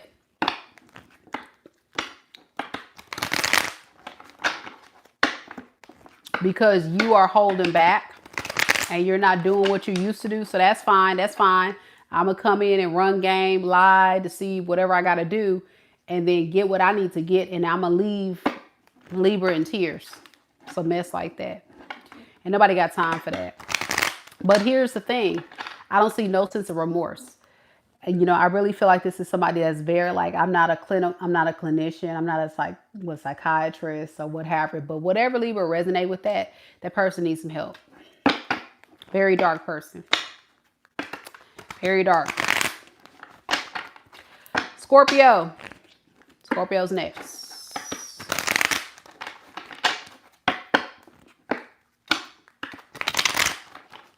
No Scorpios here? Scorpio, y'all up? Y'all supposed to be the night owls. Where you at?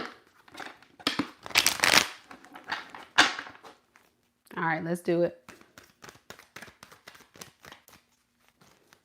Amanda's here. Hey, Amanda.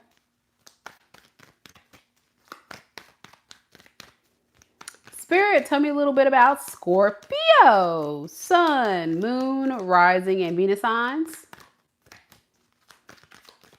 Tell me about the person that's currently on Scorpio's mind.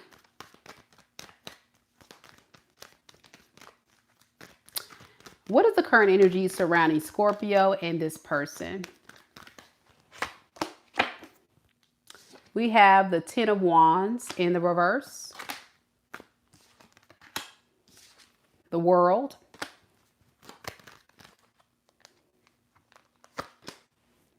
The Two of Cups. Okay. Underneath the deck, we have the Three of Swords in the reverse and the Knight of Pentacles in reverse. All right.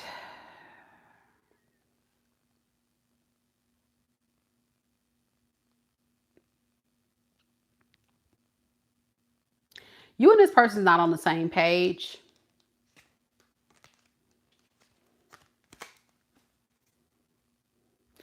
And I think that's the thing this person really wants to work on with you is y'all getting on the same page. They want a relationship with you. They really want this relationship to work, but they're kind of stuck. And I think it's because with the World card here and the Magician in reverse, you're forcing yourself to end this relationship.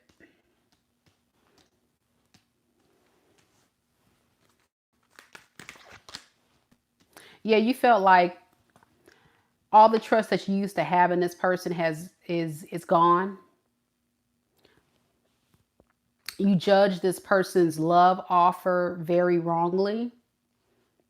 You look this person as a liar, an Academy Award performance actor. And what's really stressing this person out is they can't have access to you. That's what they feel betrayed about. They feel like you put 10 swords in their back. I'm just curious though, like it feels like you've ended this, Scorpio, or you decided to just hang this up and say, phew. So why is this person feeling so stressed and 10 swords? I'm pretty sure there's a valid reason why you have ended this, possibly because of this person doing something they weren't supposed to do. So I'm just curious why they feel betrayed. Why does this person feel betrayed? They feel betrayed because you're not wanting to reconcile with them. Like I say, you are giving the impression to this person that you're done. But they want to talk to you.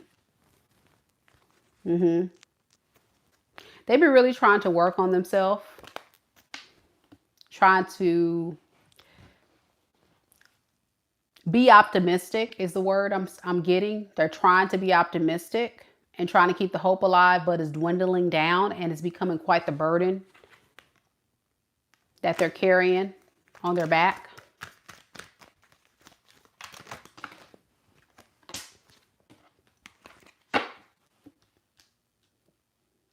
Yeah, they want to spin the block. I think this is somebody that definitely made you feel rejected or kind of push you to the wayside, and you were like, okay, well, fine. That's fine. And that's about it. So now this person, feels betrayed because they're trying and you're rejecting them.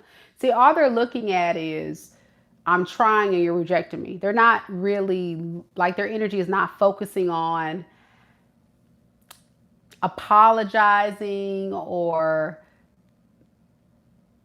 acknowledging their mistakes. Not getting that. I'm more so getting someone that is more concerned about their own agenda to reach out to you and come to connect with you in another attempt of this relationship. So what is this person's true feelings for Scorpio then? What is their true feelings? See what I'm saying? Two of Swords. Queen of Swords in reverse. They don't know. They don't know if they want to be pissed off at you or if they want to come towards you. It's like some days they're like, I can't stand old Scorpio stank rump.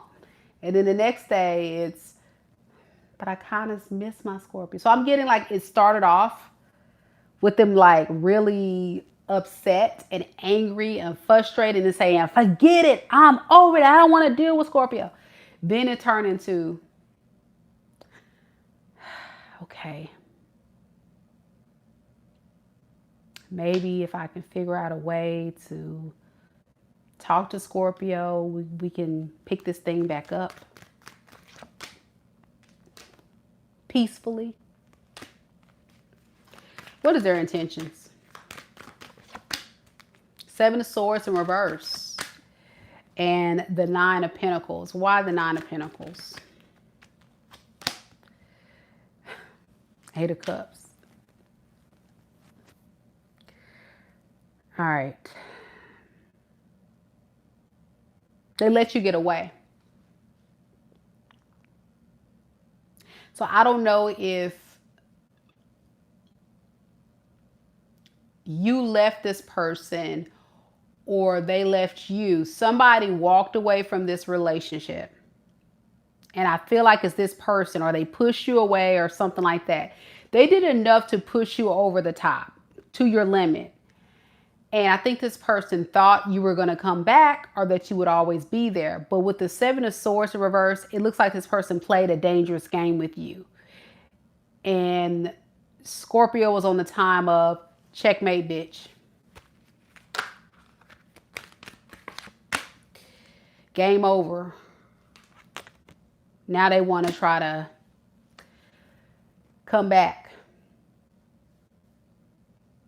Now it's like they went through a whole intervention. Like you humbled this person. Where it's like, yeah, Scorpio got me. Scorpio got me. Scorpio got me. Scorpio got me. What am I going to do now? See, that's what I'm saying. It would turn into like, man, forget Scorpio. Whatever Scorpio on, forget. That's what it turned out when you guys first broke up. And then now it's like, I'll be damned. Scorpio done got me good. I didn't mean for them to leave. So yeah, it definitely could be that. And of course the roles could be reversed. A Scorpio could have did this to you if you're a cross watcher. Just take it as it resonates. You could be connecting to Capricorn, Taurus, Leo, Aquarius, Scorpio, Pisces, Cancer, and Sagittarius, and Libra. Let me know if it resonates. You can be anybody, y'all. You just go with what fits. Octavia says, yeah, he definitely had pushed me away. We had plans last Saturday. He didn't make it. Dang, homie. I'm sorry. Well, checkmate, bitch. Like I said, they played a dangerous game. It looked like Scorpio done checked out. Or will check out, you know. Just put it where it fits. All right, just to remind everybody that we are going from Aries all the way to Pisces. No mini reads tonight. No questions in the chat. However, if you do have a 9 question, I'm welcoming you to visit my website, MekaDivineSpiritualGuidance.com, where you can book your personal reading session with me. And I'll be glad to connect with your story and with you specifically so we can get down to the nitty gritty. Okay? Yep. Octavia says, yes, definitely checkmate. You're not going to sit here and play games with me and think I'm not going to run back and chase after you. I know that's right. So yeah, it is what it is. I agree. I agree with the message, Scorpio. Y'all know I'm on a Scorpio rising. We ain't got time. We don't got time for the games. You want to play games? Game on, bitches. Sagittarius is next. I don't recommend playing mind games. That's how relationships do not last. It's very petty. It's very low vibrational. But sometimes people got to just, sometimes you got to hit them you got to go for the jugular. You know what I'm saying? Sometimes you just got to get them one time. Just to let them know who the F you are. I'm just saying. It's a Scorpio on me. I can't help it. I just got to.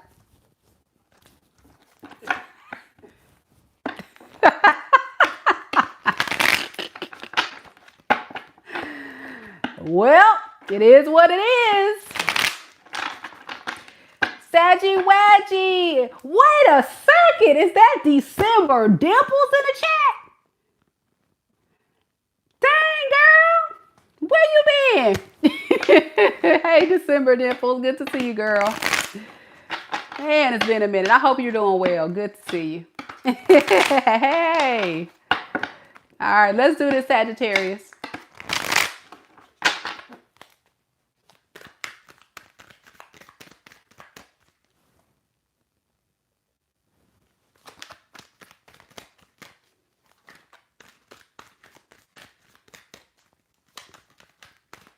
Spirit, tell me about Sagittarius.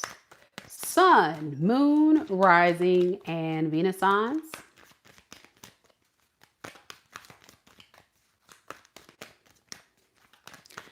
Tell me about the person that's on Sagittarius's mind right now in this moment.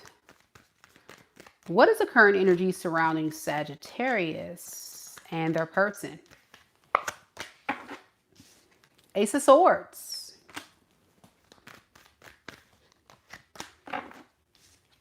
Five of Cups.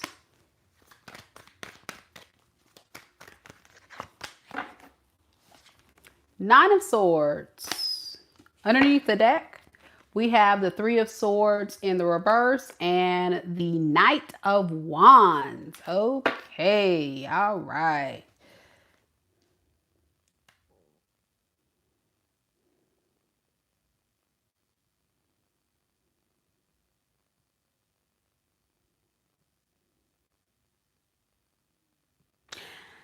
I really feel like your person has impulse control.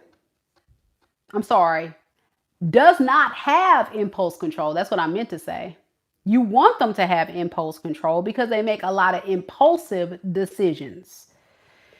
And the last time I feel like you guys had some type of interaction or what have you, I really feel like this person kind of ran away from the connection.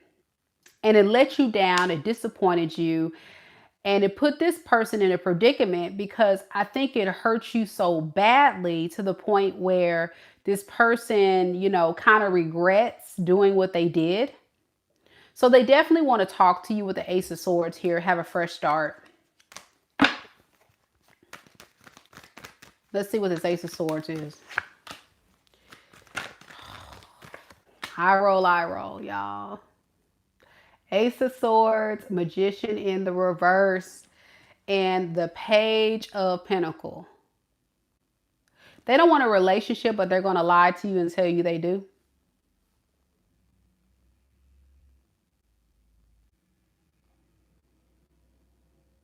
They just want to see where you stand. They need clarity. They need information. Okay, why the Magician in reverse? Because they still love you. But they feel like you don't love them.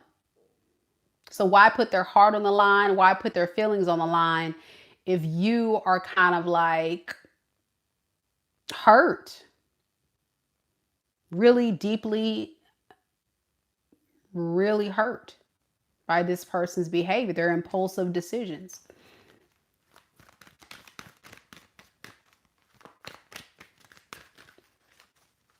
So I want to understand, like, why the Page of Pentacles, Spirit? Why for my Saggy friends?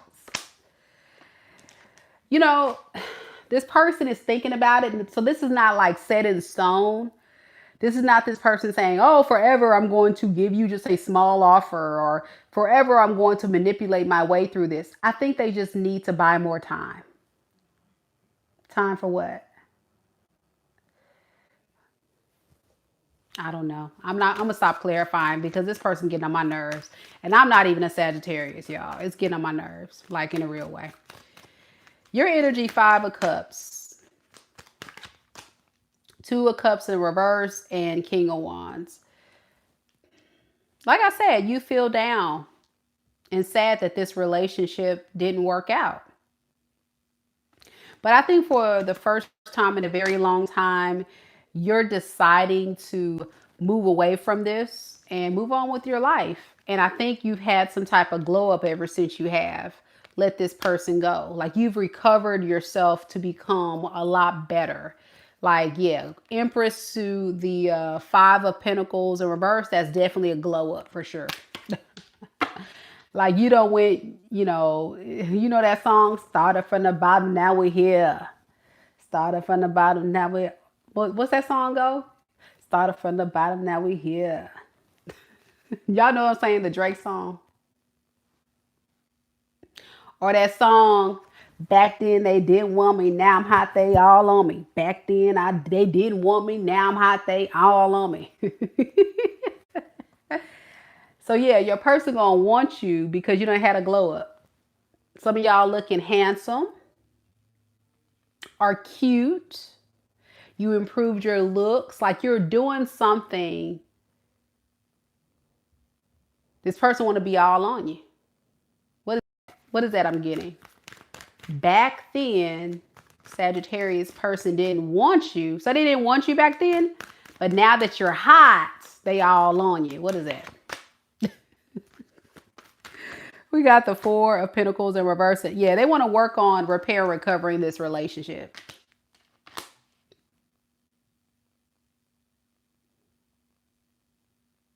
Yeah, I'm definitely getting a rejection energy from this person.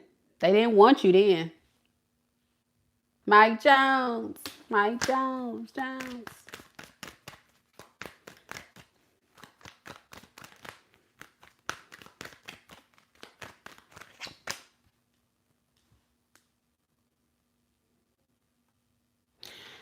You know what's really messing this person up more than anything is having to apologize and take accountability. That's what's really screwing this person up.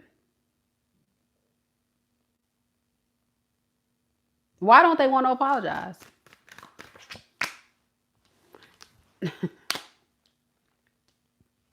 Spirit says they don't necessarily want to apologize. They just want to like move into it very slowly.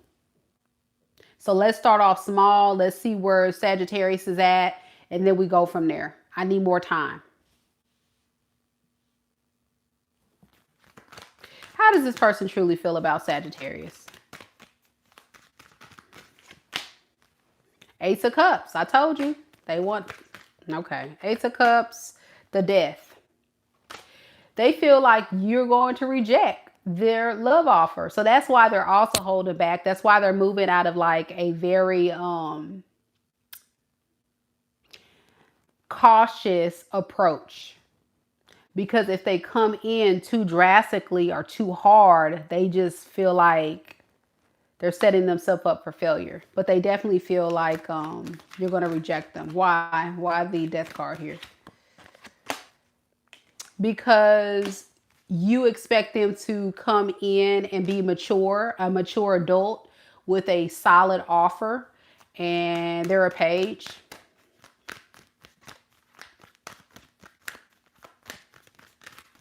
What is this person's intentions moving forward? Seven of Pentacles, Nine of Pentacles. What in the world? Spirit? Temperance. Oh, Lord, no way. No effing way. Ain't no way. Ain't no way.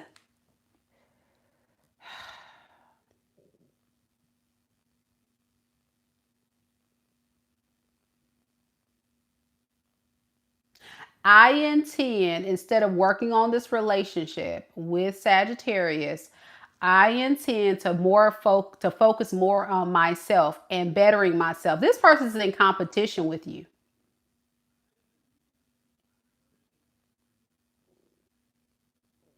They see you doing better, so they're secretly, I think they intend to compete with you. And while they're there, they're going to be trying to be on the come up. Why is that? Why is that their intention? This is ridiculous, y'all. The Hangman in the reverse and the Queen of Swords. Because you're pissed off at them. You've been so pissed off at them, so it's like, man, screw it.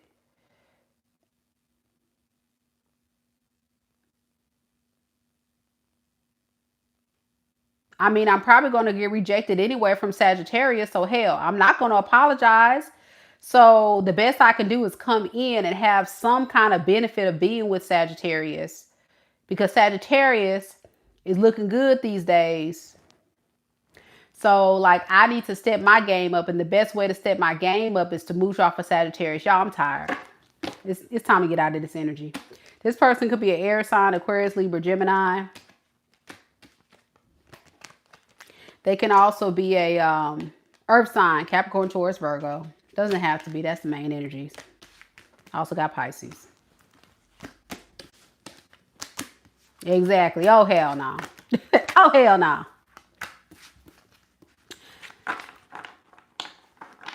Back then they didn't want me, now I'm hot, they all on me. Back then they didn't want me, now I'm hot, they all on me. That's what Sagittarius said, baby. Back then they didn't want me, now I'm hot, they all on me. All right, Capricorn. If y'all don't know that song, it's by Mike Jones. That's a dope song.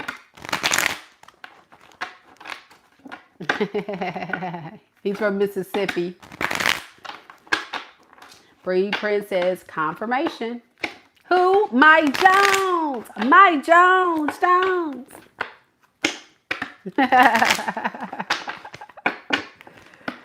All right. I love it. Now, keep in mind the roles could be reversed for that reading too. Some of you Sagittariuses was out here being a hater.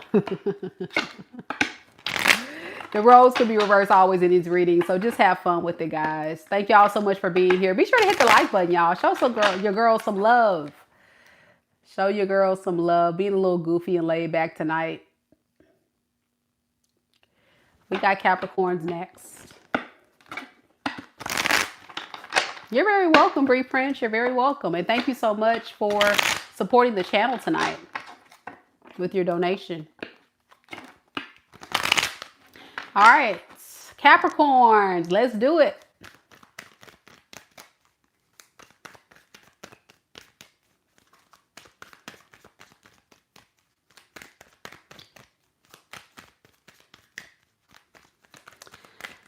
Spirit, tell me a little bit about Capricorn, Sun, Moon, Rising, and Venus signs.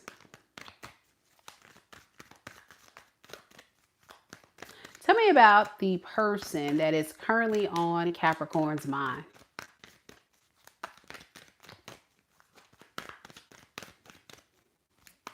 What is the current energies surrounding Capricorn and this person right now in this moment? King of Swords. Ten of Pentacles. Hi, Keita. The Hangman. Underneath the deck, we have the King of Pentacles and the Knight of Wands. Oh boy. Wow. All right.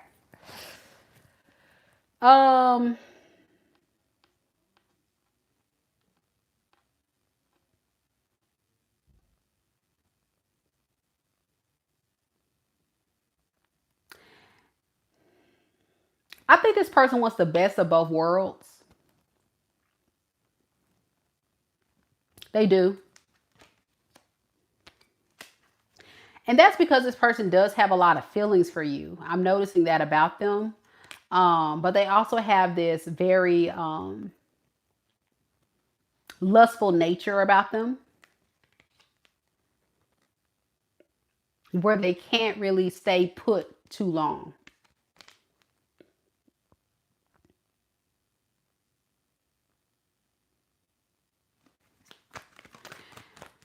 With this King of Swords to the Judgment in reverse, I think this person really misjudged you.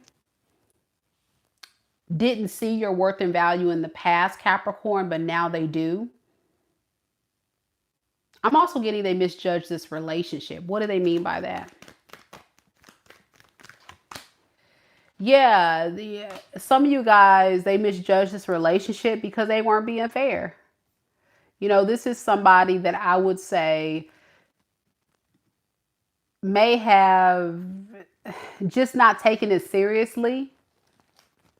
And now that they may have had a chance to see what else is out there, they may see your worth and value now. So yeah, they don't want to be single anymore. A lot of them feel lonely. Some of them can honestly, truly feel like even if they're entertaining someone else that's for a small portion of you, they just feel alone. And they want to go with the option or the opportunity that manifests stability in their life. It's a practical choice.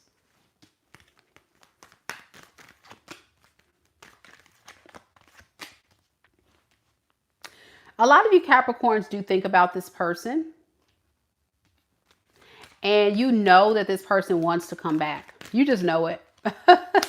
You know it, but they keep breaking your heart. That's another thing you know. You know that if they come back, they're going to break your heart. You want a stable, long-term committed relationship. What this person now sees is actually what they want with you, but it's way too late.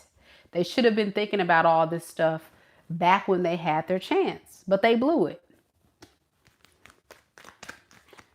Your energy is quite silent, Capricorn.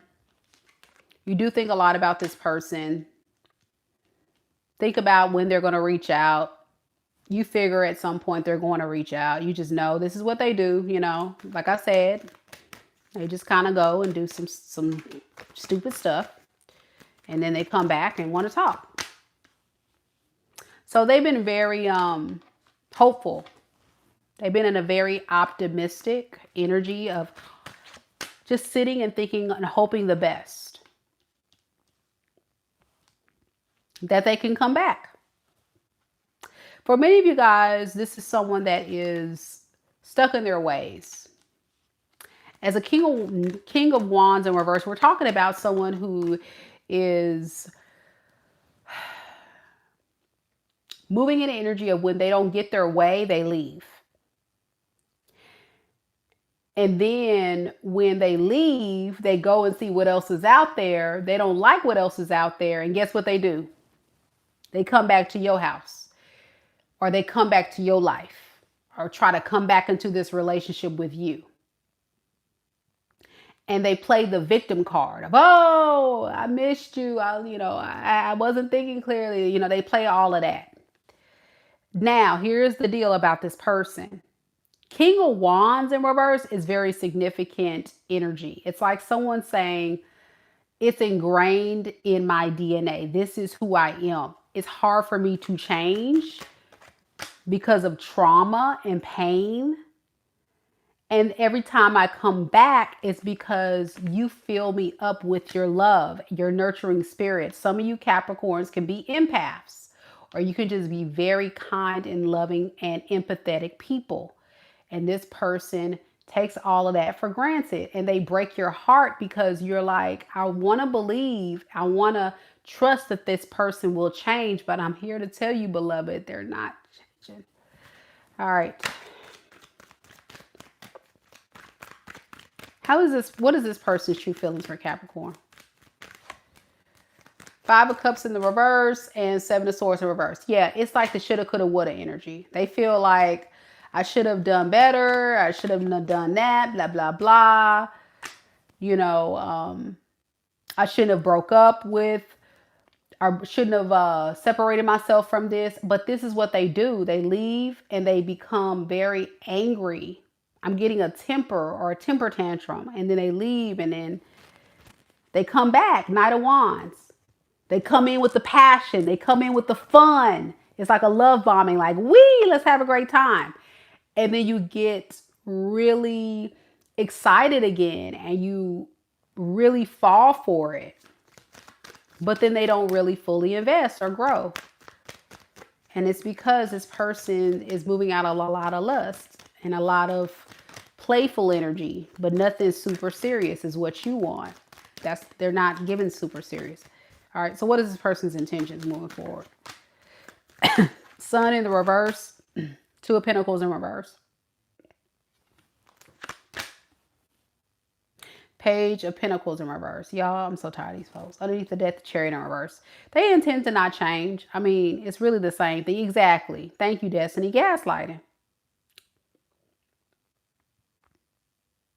This is a very depressed individual. Somebody that has a lot of internal battles that they're fighting every single day. And I think that's what's getting in the way of them being able to change. That's some deep-seated mess they got to work through. And so they lead with a lot of strategy. This person's always strategic with how they move, very calculated, and they use passion and fun and their charisma and their charm to get people to drop their guard. And that's kind of how they ran game on you. I know that sounds harsh, but that's what they did. That's how you know this is your reading. This person could be a fire sign, Aries, Leo, Sag, Virgo, Taurus, Scorpio, Aquarius, Leo, Pisces, Libra, Gemini. Yeah. Could be anybody. I think I done said that about every sign. I'm just reading the energies. All right. We are moving on to Aqualand. Any Aqua gangs here? Any Aquas? Remember, guys, this is a Aries all the way to Pisces reading tonight. No questions in the chat. No questions in the chat, as Miss Kita has mentioned. If you do have a dying question, I welcome you to visit my website, MekaDivineSpiritualGuidance.com, where I can do a personal reading for you. I would love to connect with you when I'm refreshed, ready to go, and give you all the messages one-on-one. So click on that link I just dropped into the live chat, or you can click on the link in the description box below for more information. My readings do start at $30 and go up from there, but it's very detailed, so check it out. Aquarius is our next. Let's do it. Hey, Kita. Purified Soul, Eve. Hello, hello. Destiny, hey.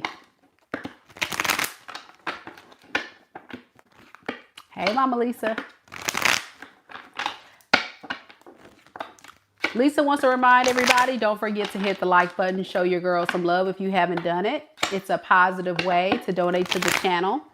And also it's an energy exchange. It allows me to connect deeper with you and connect with your story. So thank you to all those that have hit like already and those that are hitting like now. I appreciate your love and support. Thank you. All right, guys, we're going to do this for Aquarius. Let's do it. Hey, Geneva.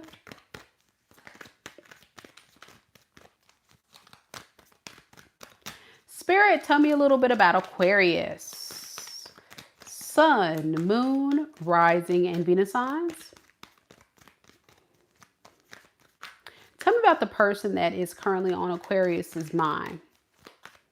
Right now in this moment, what is the energy surrounding Aquarius and this person right now? Okay. Nine of Swords in the reverse.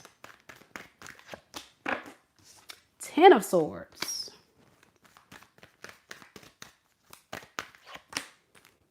Ace of Wands. Underneath the deck, we have the 6 of Pentacles in the reverse and the 4 of Wands in the reverse. Okay.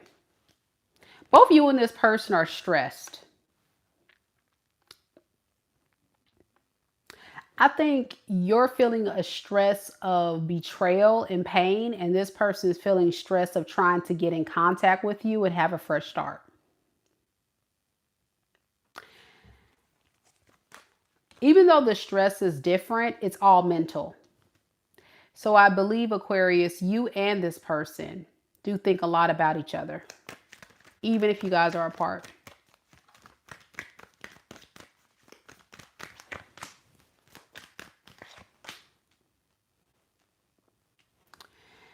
This person battles every single day. What should they do? What should they say to get your attention? Two of Wands to the Knight of Cups tells me this person goes back and forth about what can they do to really get you to drop your guard. I mean, this person's thinking about it night and day, day and night. King of Swords. All right, underneath the deck. About how to really make things right with you. It's keeping this person up at night for sure.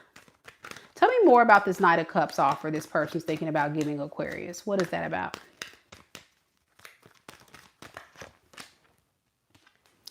Yeah, they're just confused for sure. Everything I said, the cards are just falling beautifully with what I've said before they come out. So yeah, it's really a matter of, I need your attention. I need to talk to you. Aquarius, Aquarius, Aquarius. Pick up the phone.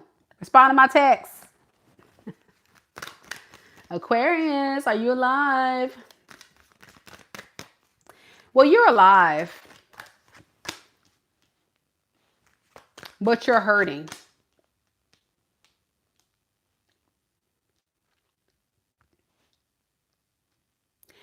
I think you waited way too long for this person to get their crap together.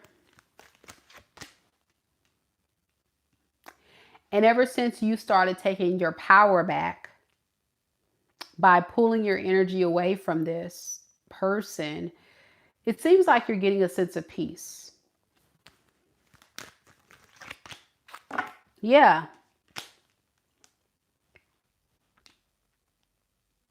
I'm getting peace with your decision that this is just not a relationship that's going to work out with the Lovers in the reverse.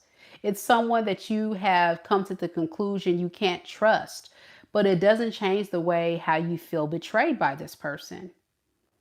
Because you thought this person would fight for you, would come forward. And that's the thing. It took a long time for this person to really decide. And I think even now with the Two of Wands, they're trying to decide. Tell me about this Two of Wands energy, this person here. Aha. Okay. Hierophant and the Six of Wands in reverse. Do I really go down the path of making things right with Aquarius and go against everything that I know and love? And what is that? Okay. For a lot of you guys, this person is trying to decide if they want their singlehood or to talk to other people or, you know, whatever, versus being with you. They seem to be not getting a lot of attention from a lot of people too. I'm noticing that too. So it's like they gotta choose.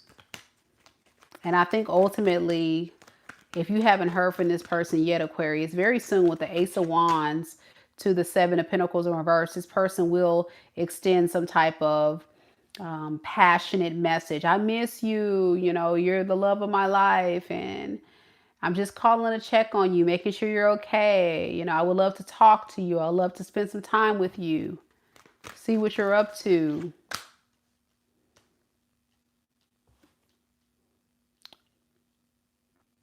But until they have information with the Seven of Pentacles in the reverse and the Queen of Pentacles in reverse, this person's going to hold back because they think it's over. They really think it may be over between you two.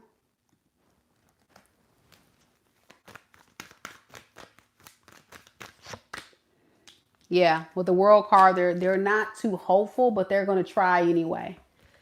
What is this person's true feelings for Aquarius? Magician in reverse. Seven of Cups in reverse.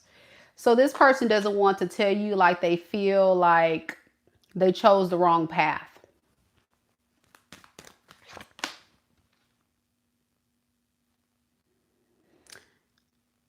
And they don't really plan to tell you that. They don't really plan to tell you that they, you know, thought they can find a replacement for you. They thought they can find someone else, only to find out that no, they cannot.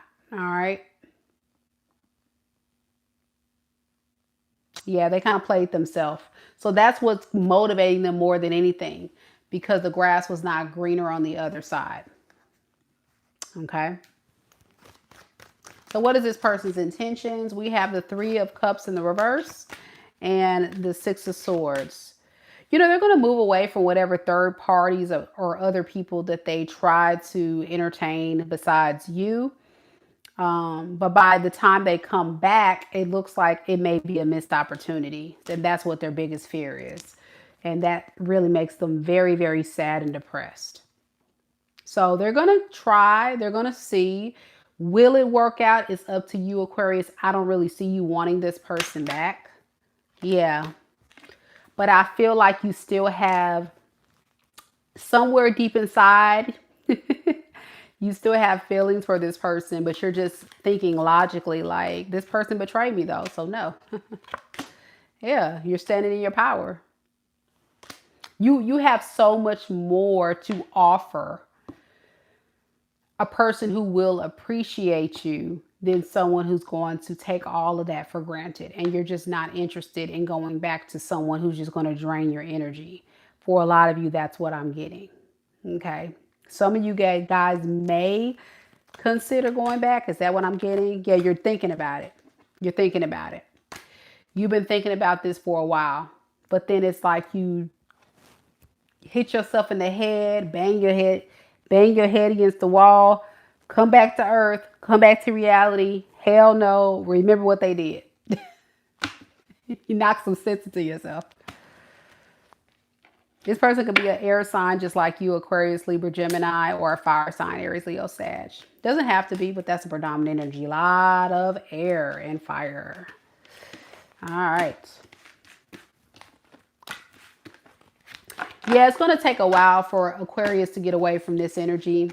A lot of you Aquariuses have disconnected, but not subconsciously disconnected. And I know in the singles reading we read last night, it was a big debate about this past situation. And for real, some of you guys are not going to be able to fight off that urge, but that is a soul tie. And that's the significance of soul ties. And that's why soul ties are so dangerous, because they're hard to shake.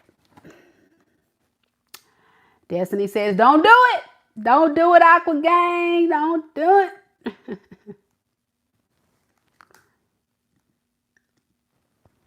Pisces is next. Keep in mind, guys, that these are general readings, of course, so they may or may not resonate with your story. It's for the large collective. Someone said, no, that's not right. I was thinking of this. Well, this is a general reading. It is a collective reading, and it's about love. If you look at the title, all about the person on your mind, their true feelings and intentions towards you. All right. And in most cases, because we talk about love, I just kind of geared it more towards love. Doesn't have to be, but that's why I say if you guys ever want me to look closer at your unique situations, definitely hit me up, book you a personal so we can tap specifically into your specific story and situation. All right, y'all, I'm exhausted. We made it though, to Pisces. We made it to Pisces. We made it to Pisces. This has been a long read, but I'm going to give you guys my best. Don't think I'm going to let up on you, Pisces. We're going to dive deep into your reading right now. She's Me is here. Ready for Pisces? Any more Pisces here? Pisces, Pisces. Don't forget to like the video, like Mama Lisa says. Thank you guys for those that gave me likes. We're over 200 likes. I appreciate it, guys. Nessie's here. Yay. And Tiffany's here. Hey. All right, let's do this, guys.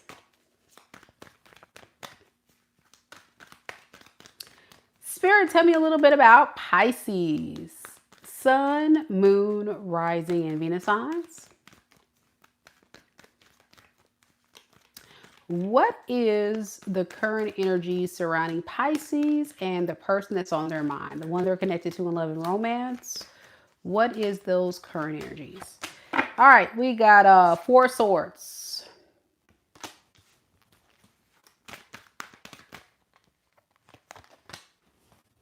The Tower in the reverse. 6 of Swords in the reverse. Underneath the deck, we have the 7 of Wands in the reverse and the 9 of Wands in the reverse. Okay. All right, Pisces. Well, it definitely looks like somebody that's very much in deep contemplation. They're thinking very long and hard about this relationship between you two, Pisces, okay? And what they want to do is they want to drop this guard that they've had it for a while because they're not feeling too good being guarded from you.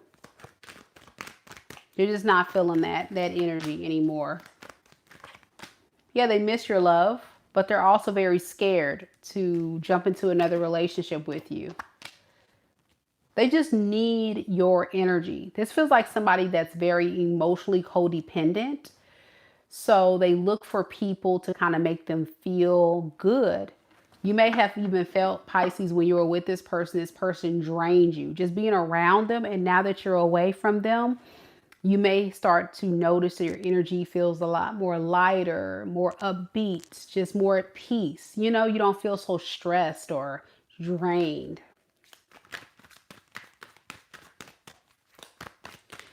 With the Tower in the reverse, the Hierophants, and the Lovers, I think every time you think about this relationship, you think about how very little effort this person has given you with the Page of Pentacles, but you kind of keep that to yourself.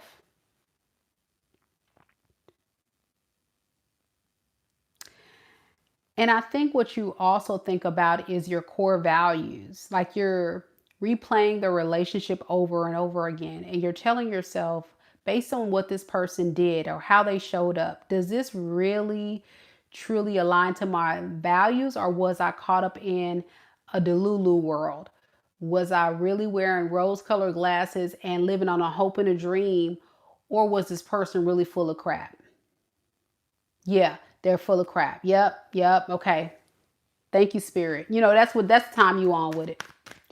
Like, you have to kind of have a conversation with yourself. Like, was I just imagining this? Was this person really trying to play me? Or like, yeah, okay, all right. So for a long time, you were confused with the Two of Swords in reverse. Now it's like you're seeing it so clearly for what it is. And I think a lot of times Pisces has that beautiful spirit about you, Pisces. You can kind of see the glass half full instead of glass half empty. So you're very optimistic, and you sometimes can see the good in a people. But this is the thing that you have to really work through. So, you know, people won't take advantage of you again, because it feels like emotionally you were making this person feel safe. You were feeling, making them feel loved. And with the Four of Cups in the reverse, the Five of Wands in reverse, you also just really wanted to keep the peace, you know? But I think with the Eight of Pentacles underneath the deck here, I think you're working on all of these things that I'm talking about, and you're trying to get to a better space of recognizing a person's character versus living on a hope and a dream.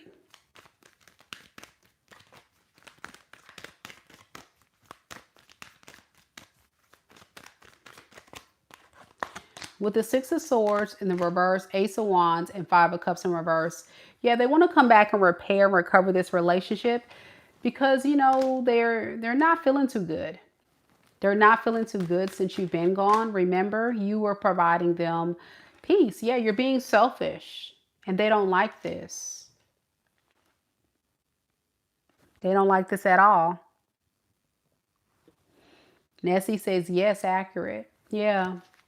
So now, with the King of Swords underneath the deck in the reverse and the High Priestess, this person's thinking about, okay, what could I say to Pisces now to get Pisces to go back to the old Pisces that was wearing the rose-colored glasses and was thinking very positively and thinking more, optimistically about what this relationship could be? How can I get Pisces there? What is the manipulative tactic I can use next? That's what the time they're on. That's the time they're on. Why? Because nobody got time for this. Why?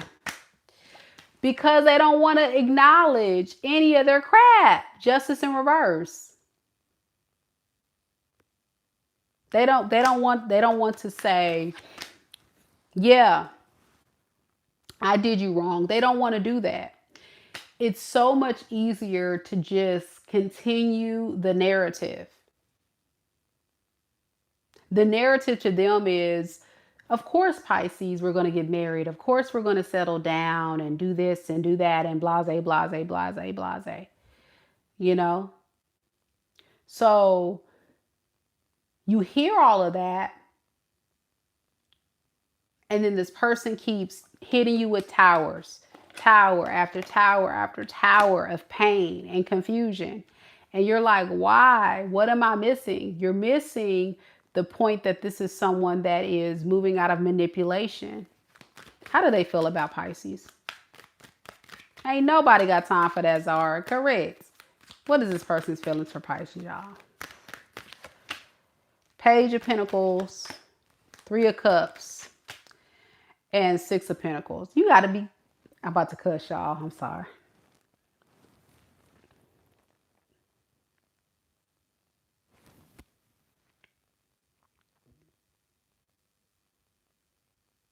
They want to offer you a breadcrumb of, let's get back together and let's see what I can get.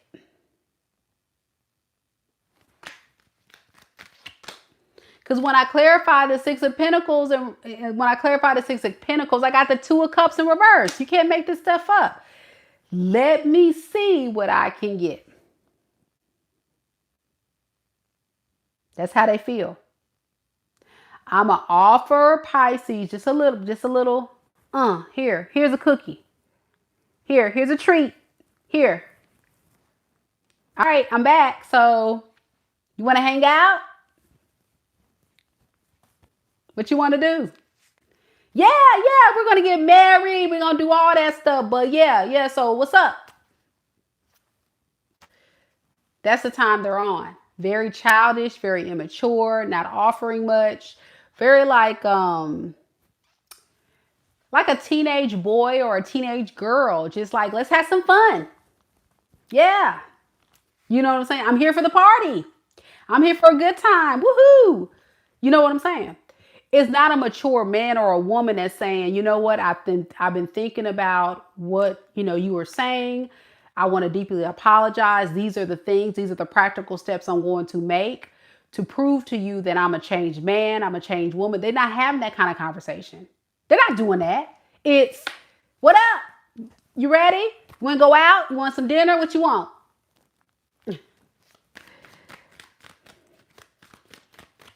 What is their intentions moving forward, y'all? What is their intentions moving forward? Queen of Swords in reverse and the World. If you piss them off, they gone.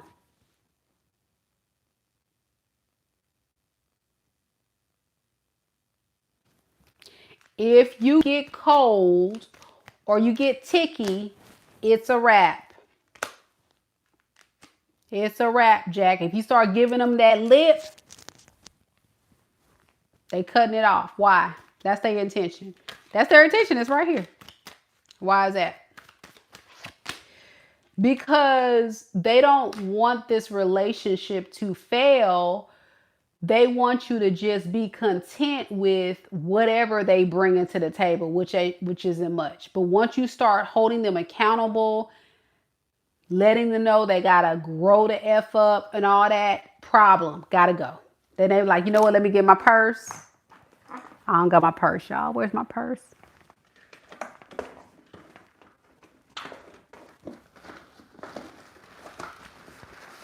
We're gonna find a purse tonight because this reading's off the chain. I gotta get my purse. And I'm going out the door because I ain't got time for Pisces. I don't want to hear what Pisces got to say. It's like, it's really a bitch fit. I don't care if this is a dude. It's a bitch fit. What? Okay, well, you know what? Let me get my purse. Boy, bye. Girl, bye. Gone then. That's what I say.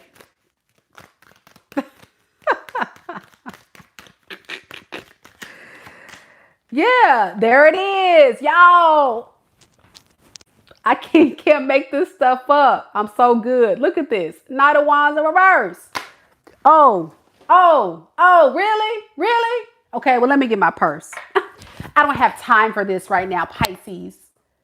I mean, I tried to make it work with you, Pisces. I tried. But see, that's what I'm talking about right there. Or if it's a dude, that's what I'm talking about right there. I tried to come back and work it out with you. And you went up here and give me this lip. You know what? Let me get my purse.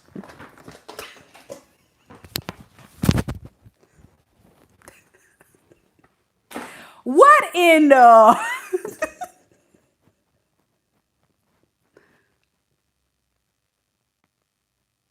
And I would have been, you know what I would say? I'd be like, why they doing all this? I'd be like, and then once they take a breath, I'll say, okay. And I'll walk and get my purse. I'll beat them to the punch. I'll just say, okay. Give my purse with a smile and walk out the door. Bye. Stay toxic, my friends. That's the read, y'all. Oh boy, Pisces. You go really. If you hit them with that, okay, and then you get your purse and you walk out that door, they're gonna be like, where's Pisces going? Who you about to see?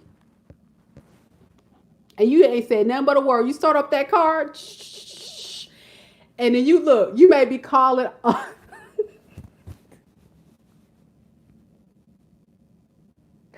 You may be calling your insurance agent or somebody. And you know how you turn them Bluetooth speakers all the way up so they can hear the phone ringing? Dun, dun. Like you calling some dude you about to go hit up. Baby, come on. Ooh, to the top. They gonna be so hot. They gonna be like, I know this bitch did just get in the car and talk about to go over to some dude's house. And then somebody pick it up. Yes, this is Allstate. How can we help you? And then you hit them.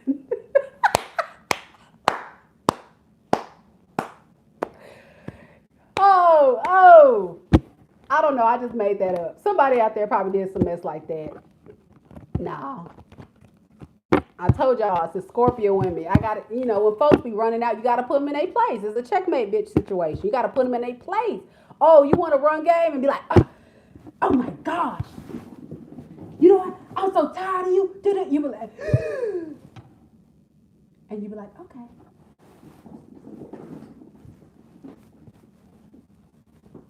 Bye. And you walk out and you get in the car and you call Allstate. Jake from Allstate. And then you hang up and Jake answer the phone. Y'all, I'm so foolish. I don't know what's wrong with me, y'all. Sometimes I really don't know. It's the Aquarius mind. I be coming up with some random stuff that be out of this world. I don't even know where that came from because I never did anything like that for real. But let me tell y'all something. Don't let these folks run over you. My point is, don't let people run game on you. And then if you leave, stay gone. Do not let the person back. And you look like a sucker. You look like a punk. You look like you weak. If you gonna stand on business, stand on business. 10 toes down. Block them. Don't be scared to use the block button on your phone. Don't be scared. Telling you.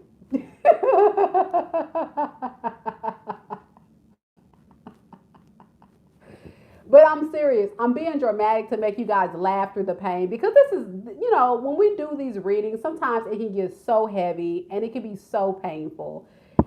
and it can be triggering for a lot of people. So I try to throw in a little comic relief because the truth is, even though I'm trying to be silly, I'm being dead serious. I'm being dead serious. Like, you can't let people run game on you like that. But the thing about it, guys, if someone is telling you who they are and you know they're trying to play games with you, why are you letting them back? Why are you even holding space for them to sit there and have a conversation with you? Why are you replying to their text? Why are you arguing with them? It's simple. You just look, they doing this, and you,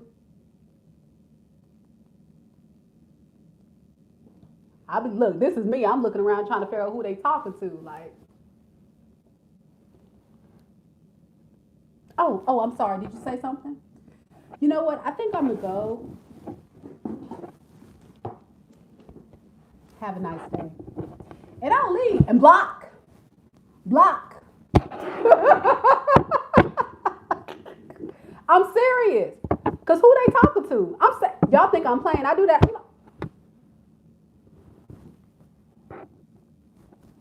Look, I'm so petty. This is me. They just yelling. I'm like, ooh. Oh, I didn't know who he was talking to. Okay, well, you know what? I'm going to go. Let me get my purse. Love and light. Have a blessed day. And block, baby. It's over. It's over. They ain't nothing to talk about. Because once you start cussing me out, calling me all kind of names, all that stuff, y'all got to be on that time. Because what you do is you give them permission to keep doing it more. And the next time it's going to be worse. The only time you should let somebody back is if they apologize and they back up that apology with real results. And never let a man come back after you broke up with them. Men can be kind of petty and get back at you. So if you break up with a man, that's it. Because if you break up with a man, you make a man feel like a bitch. I'm sorry, you do. And they're going to get back at you. 100%. Or my money back. I promise you they will. They will straight up cheat on you, lie on you, deceive on you, be having a whole roster behind your back, and be chuckling behind your back while they playing and being petty with you. Now, some women do the same thing too, but it's something about men. It makes a man not feel like a man for you to rise up and say, I'm done with you, because most women do not want to leave a man. Look at Austin. He said, stop giving away the game. But it's the truth. It's the truth. And ladies, if you get to the point where you have to leave a man, it's over. Because most women don't even have enough courage to speak up to leave a man. And that's the thing about the players and the toxic men, is they know a lot of women are weak, and they gonna let a man cheat on them, lie on them, deceive them. So for you to be the very few that rise up in your divine feminine energy and demand respect and demand boundaries that are healthy and not engage in toxic behavior, the yelling, the cussing, the backstabbing, the ankle biting, it's just simple. You look at them, let them be a man, let them be a little, let me be quiet. Let them do whatever that's not a man. That's a little boy. Let them be a little boy. And then when they're done, when they take their breath, okay. That's how you play that game right there. And you gone for good. That's it, boy. Because a real man would never try to intentionally hurt a woman. I'm dead serious. A real man. But a real woman would never intentionally try to hurt a man either. Some of y'all women out here be trying to be petty, and y'all be testing, and doing stuff to trigger a man too. So you got to learn how to respect a man too. Some of y'all be on this time of trying to tell a man what to do and trying to run a man. And the reason why you're doing that is because you're not dealing with a man, you're dealing with a boy that you're raising. So you got to look at that too. You got to look and see, am I talking to a man that can hold his own and can lead a household and lead a family? Or am I talking to a little boy that needs a mama and I'm playing mama? And then he gets frustrated at me because I'm telling him how to be a man. But that's not our place as a woman. Our job as a woman is to sit there and respect our man, but you can't respect a man that is not really a man. That's right, Destiny. You can't raise a man. And you can't change a man either. So that's where you have to, ladies, you got to stop getting into relationships and treating it like a special science experiment. Oh, maybe I can get him to change. Maybe I can get him to be better. Girl, stop. He 20 something, 30 something, 40 something, 50 something. That ain't changing. Y'all almost had me cuss. See, y'all almost had me cuss right there. Y'all almost got me. He ain't changing. He's not changing. He's going to be who he is. And at that point, when he shows you who he is, you got to say, okay, all right. I got you. No, you good. Stay right there. You good. You good. You good. Mm-hmm. Yeah. Stay in your feminine energy and go. I'm just saying, why would you stay in that? And why would you be mouthy? Well, what are you yelling at? He hears you. You don't got to yell. You told him not one time, 2 times, 3 times, 4 times, 5 times, 6. He hears you, girl. He don't want to do it. He ain't going to do it. So you looking like Boo Boo the Fool. You raising your blood pressure. You going to have to go to the doctor to get your own blood pressure pill over old rusty, crusty, broke, busted, and disgusting Dusty. Come on now. Woo, y'all.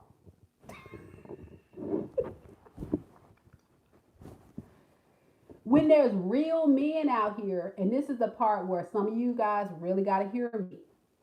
There are really good men out here. I met them. I have met good guys. They're just not my type. I'm just not my type. Not my type. Not my type. But good guys.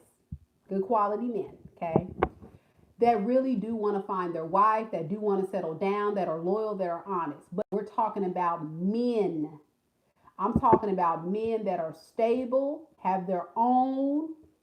They've already got their fun out, being a little boy. They did all that. And they're ready to find their wife because they know finding a wife, they're going to find a good thing because a wife brings peace. They make a home, right? And a lot of times in a marriage, a wife is a lot of times the brains behind the operation. And so a real man is going to recognize that when I get a wife, I get a free babysitter, I get a free maid, I get a free prostitute, I get a free pop, lock, and drop it when I want it. I'm trying to think of words, y'all, because I'm on YouTube. I also get a free, what else? What else they get, y'all? Y'all put in the chat. They get a free rubbing their head. They get a whole free fashion stylist because some of y'all be trying to dress your man. You know what I'm saying? A free chef. Yes, hunty. A free culinary chef. Some of y'all can't cook, though. But a man knows they're going to find a good thing. They're going to get a masseuse. Correct. You're going to rub his head, rub his back. You know what I'm saying? You all of that. You all of that. And all they got to do is show you love. A man got it easy. Show you some love. And you give him the world. And that's why the toxic folks out here is playing y'all. Y'all getting played. Y'all getting played because you're giving husband treatment to men that can't even act like your boyfriend. They acting like they single out here. You and a husband, you cooking for a man that's not even your boy. You laying up in the bedroom with a man that don't even have a commitment with you. You laying up with a man that don't got no job. You letting a man move into your house and he ain't paying no bills. You buy this man clothes and he ain't even took you on a date. Ma'am, you going on dates and you paying for the dates. What's wrong with y'all? Come on now. We got the game twisted.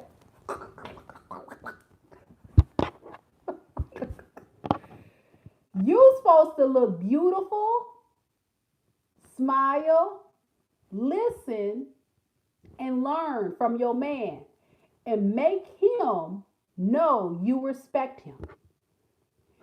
And a real man will melt. They will not melt when you got your legs open, when you giving them, when you cooking for them, when you do it. That's not what make a man melt. A man wants a safe space. They want a space where they can feel safe and where you can sit down and listen. The world is against a man, and you're supposed to be their peace, not their stress. Girl, you up here, oh my God.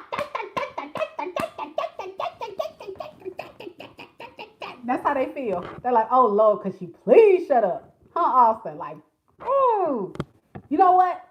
Out. And like I said, ladies, you don't gotta yell. You don't have to scream. All you have to do is let a man know. So, babe, we were out on a date, and when that waitress walked past by the table, and you were kind of staring at her booty a little bit too long, it made me feel very uncomfortable.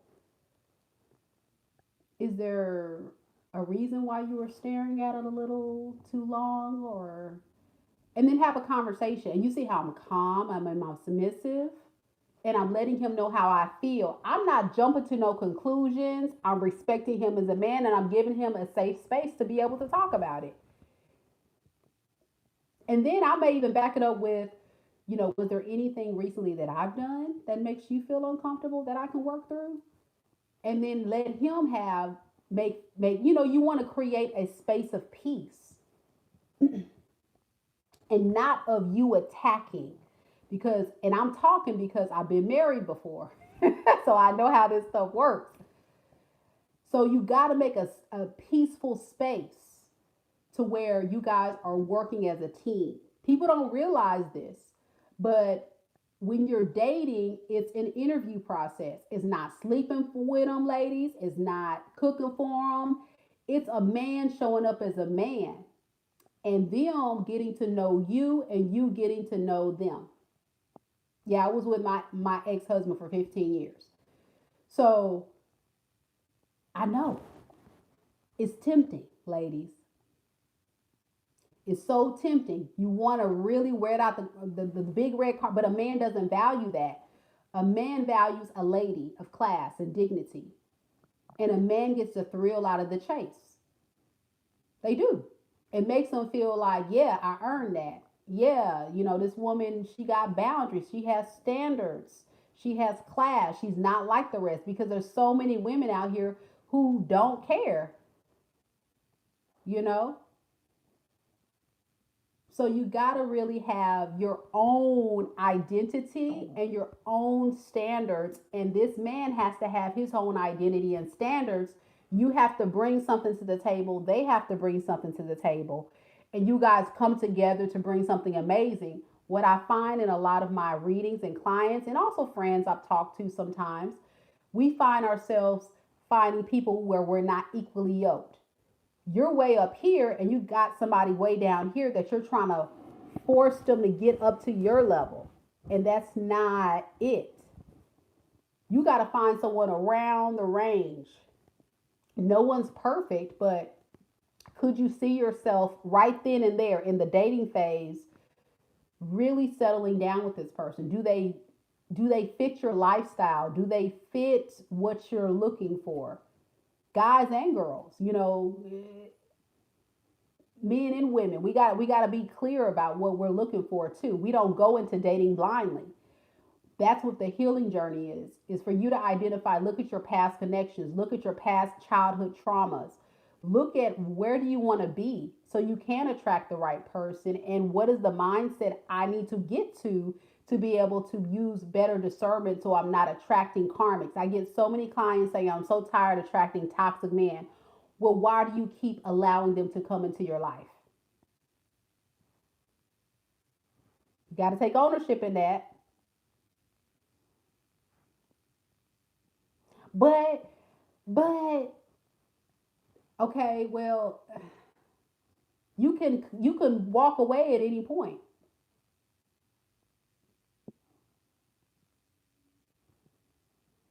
So, like Austin says, and like I'm saying, you really got to make sure you guys are a match. And that's the hard part. But you got to be patient, and the only way you'll know if you're a match is if you give it time. You will not know within the first few weeks or the first month. There ain't no way you going to know that's who you want to be with for the rest of your life. A man will have an idea, but even then, they'll still want to get more information. They may look at you and like, yeah, that's what I've been looking for. But he sure as hell ain't gonna propose to you. If he is, he's probably a narcissist. Okay. Or he's probably trying to marry you for money. Or women saying when the women do that for the men, they trying to marry you for money or whatever. When people rush relationships, rush marriages, red flag. Red flag. Flag on the play. Flag on the play. Don't do it. Marriage is way too serious. It's an easy thing to get into and it's a hard thing to get out of. Never rush a marriage. But I say have a timeline in your mind of idea, like an idea of how long typically should I wait to know if a man is serious. I say give him a year to 2 years to propose. If it's under a year, it's questionable. But even if they do it under a year, I would not walk down the aisle until I give myself at least a couple of years to be with this person. But even then, you still won't have all the answers, you know? Because you can be married to someone like me. I was with my ex husband for 15 years. And the tail end of our marriage, he turned into a completely different person.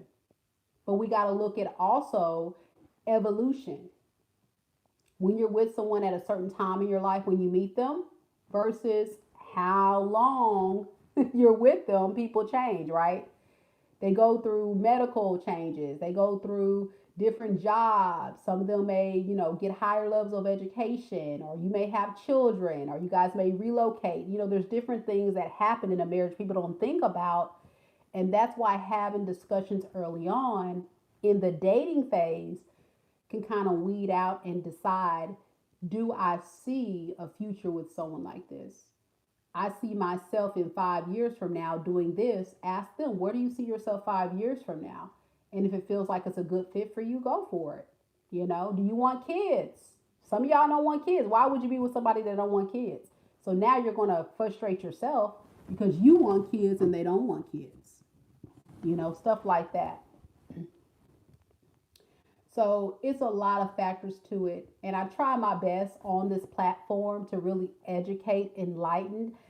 And even though we have spiritual conversations, I also want to do a lot of soul searching, healing conversations, because that is the most important step to being able to attract a healthy partner. We don't think about that, but it really is. It's the very first step. You can't go into dating and not be healed. Will you ever be 100% healed? Never. Y'all, what happened to my microphone? I was acting crazy and my microphone fell. Ah, my microphone fell, y'all. Probably when I was getting my purse. Here it is in my lap. Can y'all still hear me? Okay. So you can't be able to attract a healthy partner if you're not healthy. When you're coming from a very unhealed space, you're attracting your biggest insecurity or your biggest void. And that's a recipe for disaster. So if you're lonely, that means you're attracting someone that's going to feed off of your loneliness and not come in for genuine love. If you're desperate, you're going to get someone to come in to show you some affection and love and attention. They may even lay up with you, but they're not going to stick around and try to marry you. Y'all get where I'm at with it. But if you're healthy and whole, that means that you can easily walk away when you see a red flag. But if you're holding on to that person because I'm lonely, I'm holding on to that person because I'm stressed that I'm gonna be alone forever, or my biological clock is ticking, so I better find me a man because I may not be able to have kids. If you hold on to that, what you're actually exactly, it's going to attract the wrong type of energies. And it is exactly that. It is law of attraction.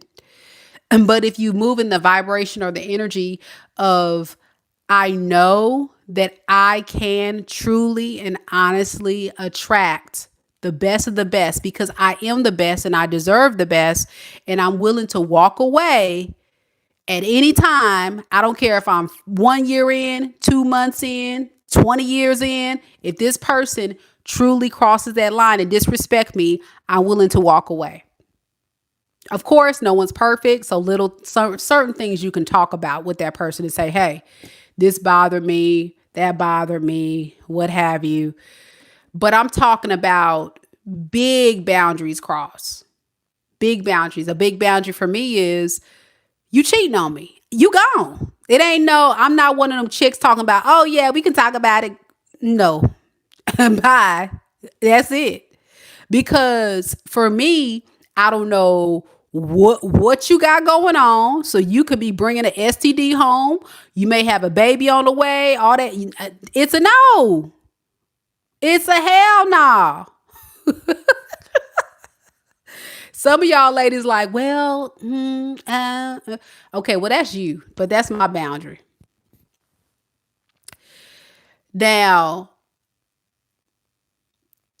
whatever your boundaries and standards are, you got to stand 10 toes down on it. Don't make exceptions to the rules.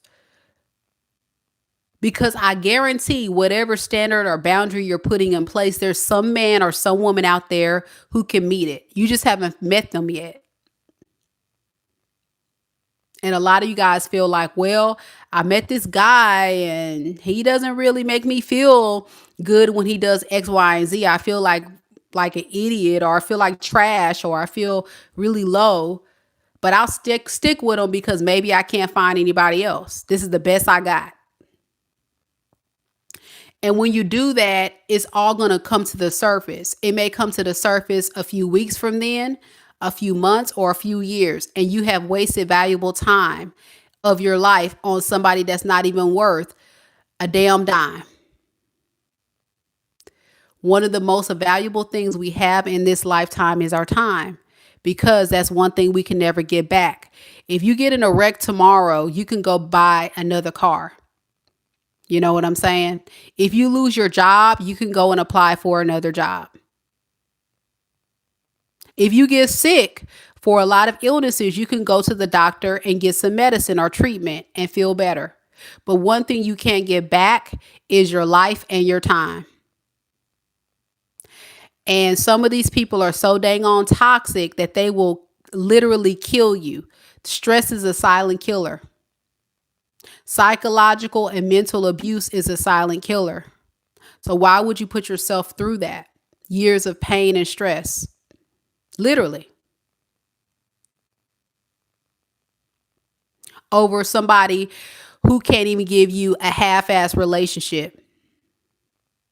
We can't even call it a half-ass relationship. Y'all know the folks y'all was talking to back in the day. So you got to look at that and you got to say, okay, I was in a low space. And so from that experience, what now? Well, now it's all about me. Some of the most successful and respected people of this earth, and I'm talking about the millionaires, the billionaires, I'm talking about the power couples. These are people that move in frequencies and vibration of, I don't give a damn. I don't give a damn what people say. I don't give a damn what people gonna do. I'm gonna do me. I'm gonna create this invention. I'm gonna create this business, and I'm gonna keep working on it. This is what I want. So I'm not gonna settle for no half-ass relationship, and I'm gonna go for what I want. So you need to have that billionaire mentality.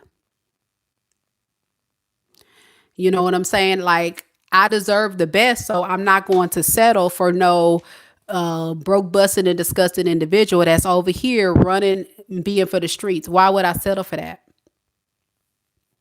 When I'm a rare jewel.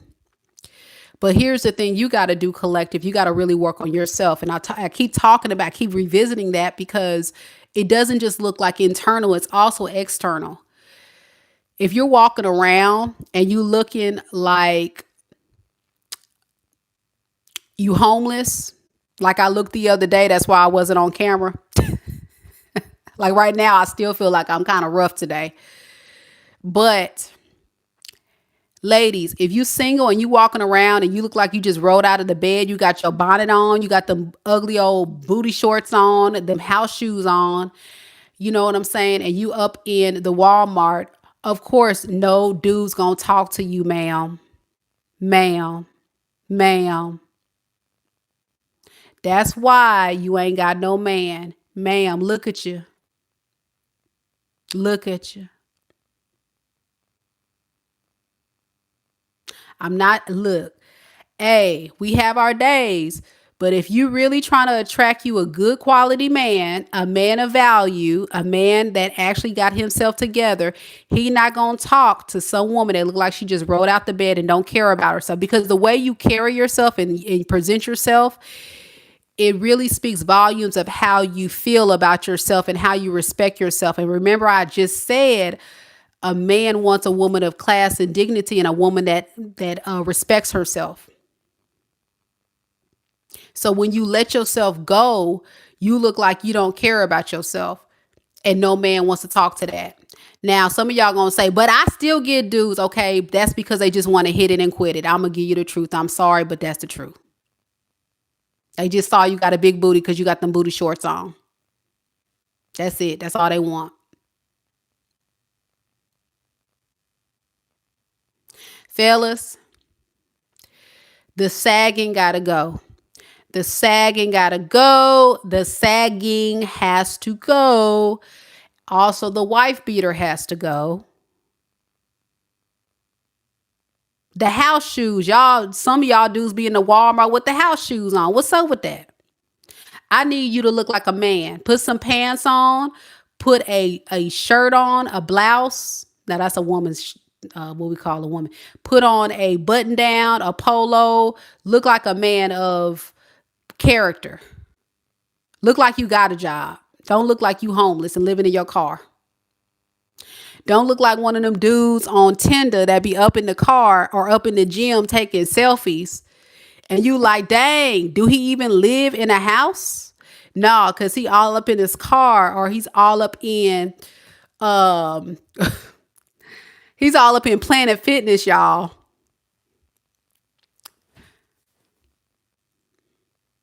Because he live in his car and he shower at Planet Fitness to get all cute for your date, talking about, oh, he on hard times. And then you ladies feel sorry for him and be like, well, you know what? You can stay in my house. And you think he gonna marry you. You think he's gonna be able to be a real man.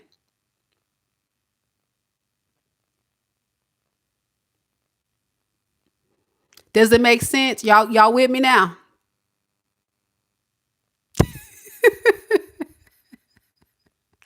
Hey, Austin, I'm trying to give him the game. I'm trying. Woo, it's rough out here. All right, fellas. Testing, 1, 2, fellas.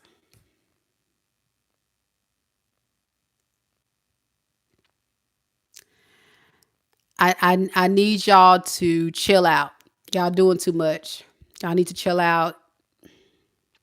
If you see a woman you like, I really need you to treat her right. You know what I'm saying? Y'all doing the most. Y'all letting the good ones get away.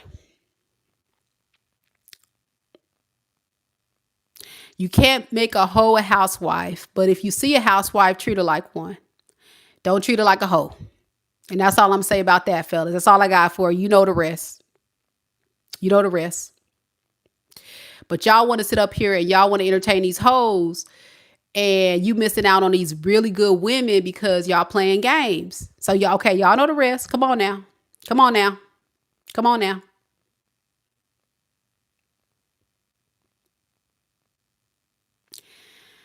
So we all got work to do. because deep down we all have been wounded, we all have been hurt, we all, a lot of us are in our middle ages, some of us have been through some really rough relationships and breakups, divorces, what have you. But okay, now where do we go? We go to the healing. Some of y'all may need therapy, and some of y'all may need more than that. Some of y'all need an exorcism.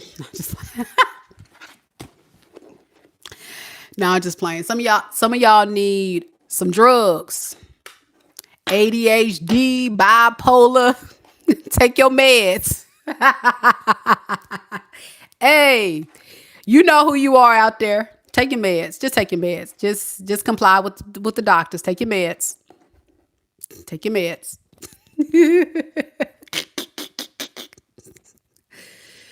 So that way you can get to a better space, whatever it looks like for you. You know what I'm saying? A lot of people really need, they need to get it right,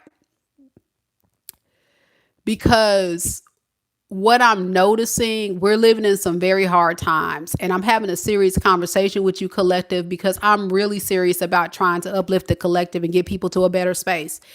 And, I have the best dating advice for real. I really do. I know the game very well. I've learned a lot through relatives, through people that's been in the trenches doing whatever. I've learned from the best of the best players. I've learned from the best of the best good women, wisdom. And I've learned through my own experiences. So I'm not just talking out the side of my neck. I actually know what I'm talking about. So for those that are the naysayers and don't want to take notes and really understand that what I'm saying is the truth, it is. But we really got to get to a better space. So I challenge you all, collective, by the end of 2025, because we're getting close to the end of the year, give yourself some space to really just focus on you. And I want you to focus on your passions. What is it about you that you enjoy? Don't focus on no man. Don't focus on no woman. Some of y'all may even take a break from dating and just focus on you and get to you. And think about what you can do to improve yourself, whether it be lose weight, maybe it improves your attire, how you dress. Maybe it's, guys, get a different hairstyle. Maybe it's your attitude. Take your meds. Some of y'all, really got to work on being more feminine, because a lot of women that are very strong and powerful in the workspace, you've had to be leads and you had to boss people around. But in relationship, you got to be submissive. So you need to little, research on that and learn that. And then guys got to learn to rise up their masculine energy, to take charge. Go out there, get your confidence up to approach a woman. Get your confidence up to speak to a woman. It will make a woman's day. Some of y'all men are so scary, it's ridiculous. It's like, come on, we get so comfortable with dating apps to organically encounter a woman and just say, hey, how you doing? I'm so-and-so. What's your name? Like, can we go back to the basics before dating apps and just organically meet people and talk to people and strike up a friendly conversation? And then, can I get your number? I would love to take you out on a date, whatever y'all game is. It would make a woman feel very special. And for you to do it in a very, masculine, gentleman way, because a lot of women don't get that. Even if you compliment guys, you can start small.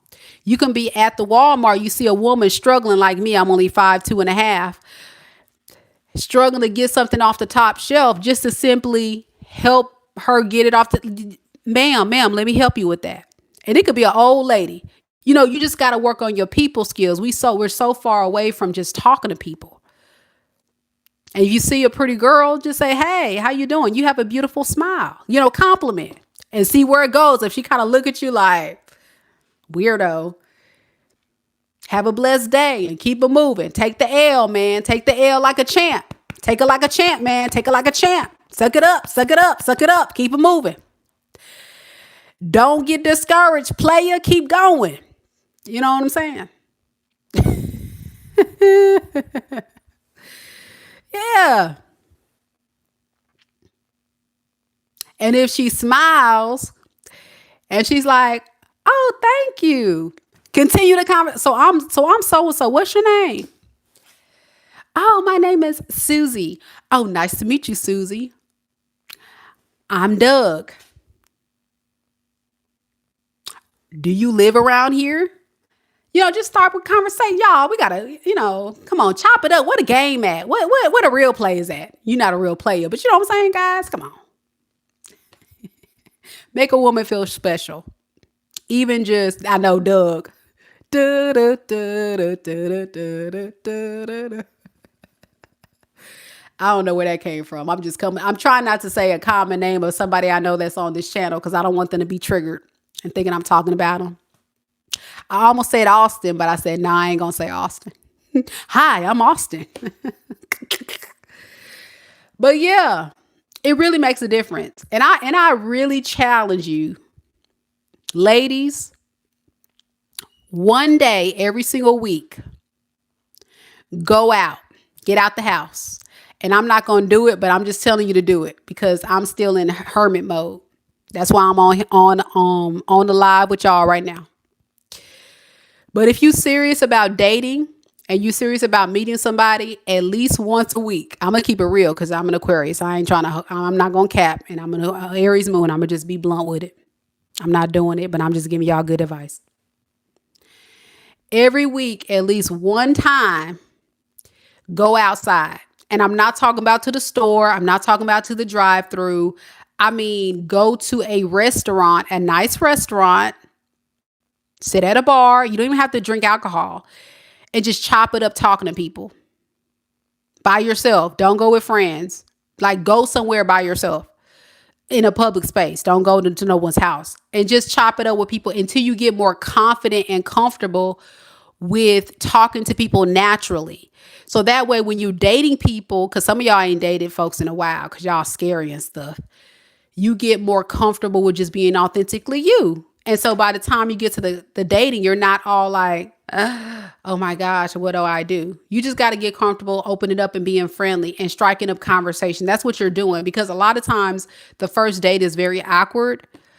And so sometimes the guy, most guys are not going to say a lot. They may just say some stuff. And then you have to kind of ask probing questions to keep the conversation going.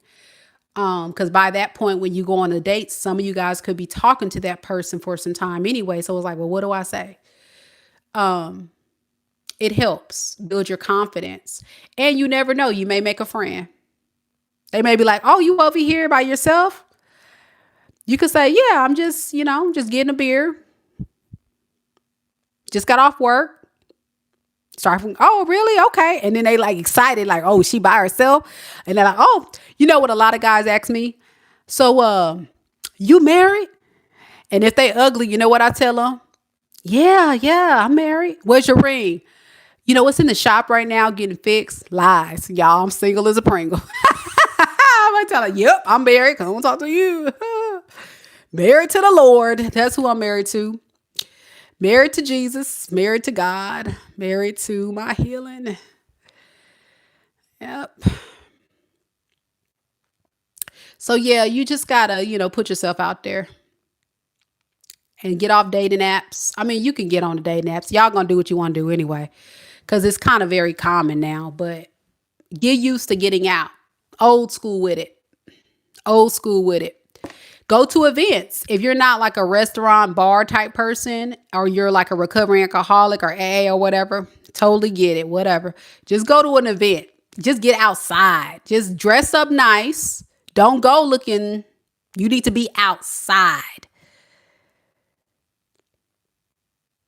You need to be going to, it's about to be Halloween. Y'all can go to a festival.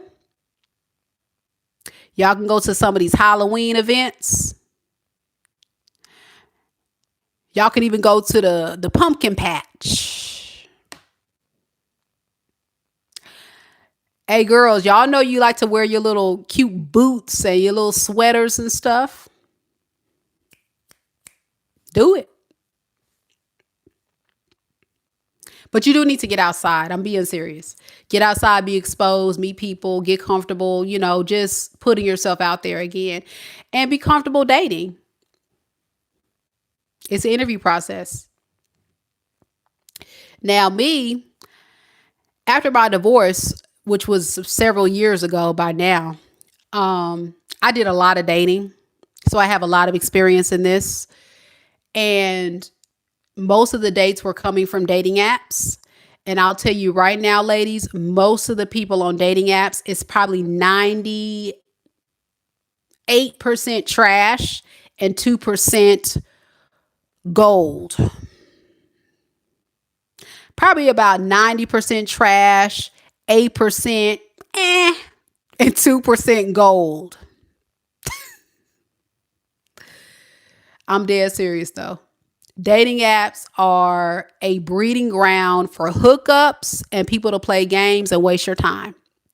And it's also a breeding ground for the cheaters, because what they do is they can't publicly out and about with their family be trying to talk to women, or women talking to guys. So they get on the dating apps to go and try to cheat on their person behind their back. So I'm going to be honest with you. Dating apps is very common for a lot of people to get on them, but I highly unrecommend them. Highly unrecommend them. Highly unrecommend them. But if you feel like that's where you need to start just to get some practice, go for it, but don't fall in love.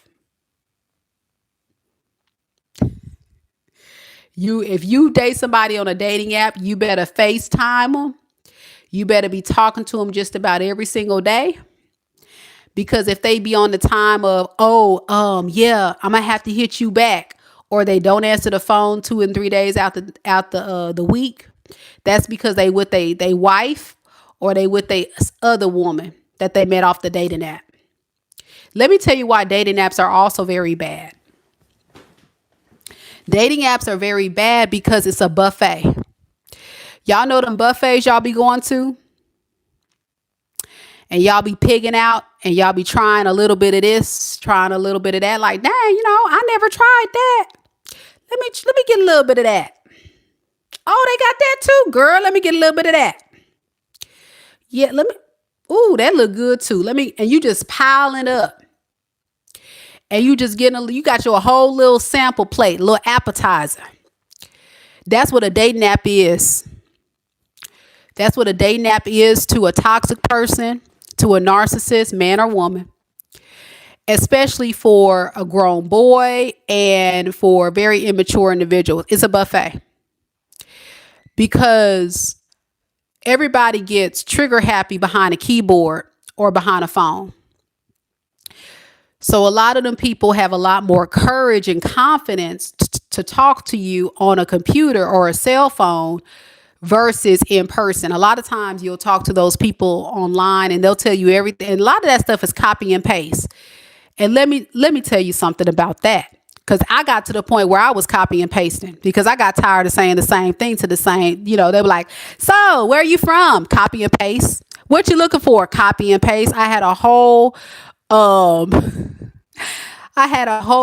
Apple Notes. I had a whole script of different things I would say, because they're all going to ask the same dang on question. So why would I retype it?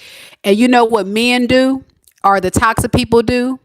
You know that good morning, beautiful text they sending you? They send to you every morning. They send it to about 20 other women. Copy and paste, copy and paste. Y'all know I ain't lying. Copy and paste. Good morning, beautiful. Good morning, beautiful. And you know why they call you beautiful? Because they almost forgot your name. Oh, hey, good morning, gorgeous. Good morning, beautiful. Damn, what is her name? So y'all, I'm trying to put y'all on game. I'm trying to put y'all on game. So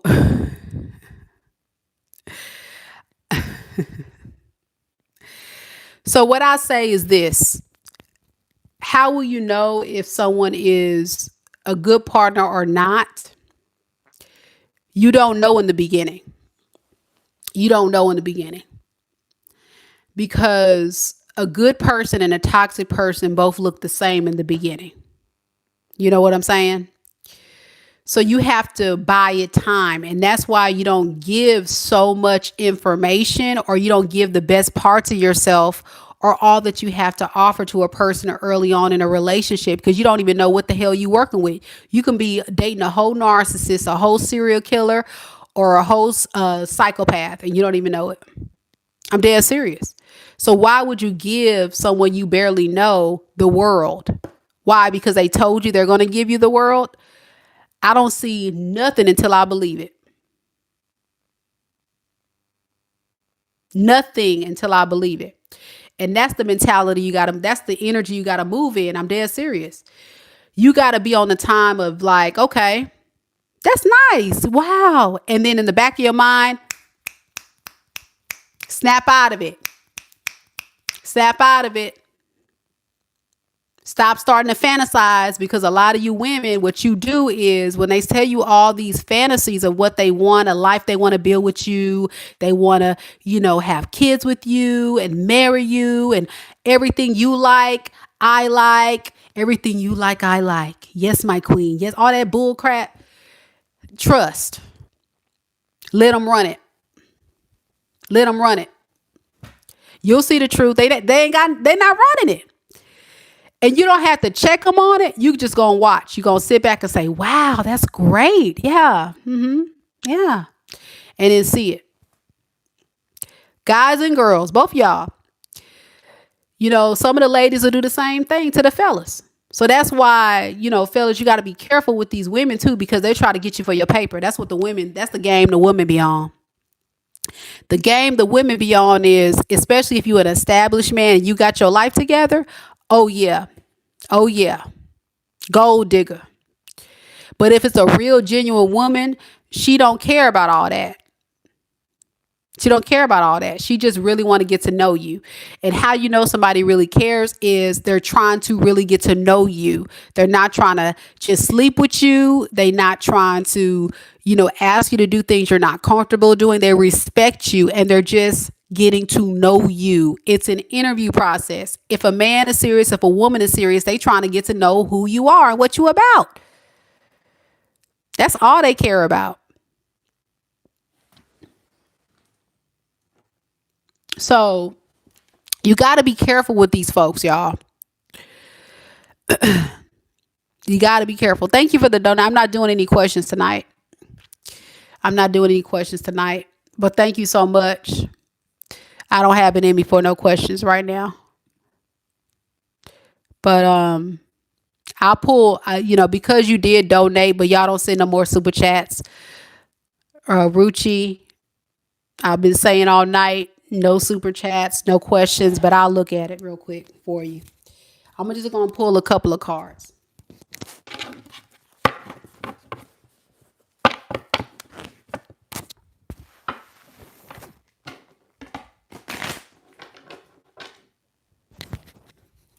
All right, my little thing it fell off somewhere, so I'm going to put you on my throat. So what are the current feelings and intentions of your twin flame? All right. How do you know they're your twin flame? That's what I want to know. Because twin flame is a strong word, and sometimes we don't even know what that is. So be careful with that term. I'm going to just say the person that's on your mind. Twin flame usually is a painful spiritual lesson. It's not typically your soulmate or the person that you're madly in love with. Okay. Look up and research twin flame. Okay. What is the current feelings and intentions of the person that's on Ruchi's mind? We have the Queen of Wands in the reverse, the Tower, and the Five of Cups.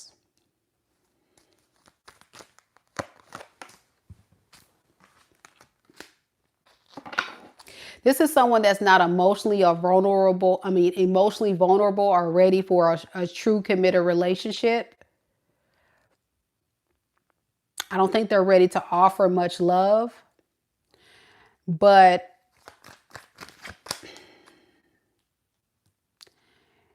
if there was some type of breakup, or if there will be a breakup, I don't know what timeline you're on, but I feel like there was a tower moment between you two, or will be a tower moment of this person completely holding back. and it's probably going to repel you or pull you away. And that has a lot to do with them just not being emotionally available. All right. And that's because this person, even if they have love for you, they're just not ready to risk it all with you. Yeah. And it looks like with the star in the reverse to the 6 of Wands in reverse, it has a lot to do with this person moving out a lot of ego. They're rather just insecurities and ego. This is someone that doesn't really necessarily want to be vulnerable. And you can't have a relationship with somebody who's not vulnerable. Yeah. So they'll buy time. This feels like a time waster. And that's why I say be careful with twin flame. I don't know if you would call this your twin flame or a karmic. So I hope that makes sense. You said, everywhere I hear and see his name and people would come to meet me. Okay. All right. Well, I'm gonna tell you real. I keep it real on this channel. I don't know if you're new here, but I'm gonna tell you about a man like this. A man that's operating out of this energy. Unfortunately, I'm gonna really give it to you straight up. They're not really invested like that. This is someone that's not really invested like that. They just kind of come in to get what they can get. So his intentions ultimately is to not really do much about this and just drop it and move forward. I think you have to see it play out for itself, but a real man that really wants to be with you will not leave you. They may say, you know, babe, I need some space to just kind of calm down. And when I say space, I'm not talking about up and leave.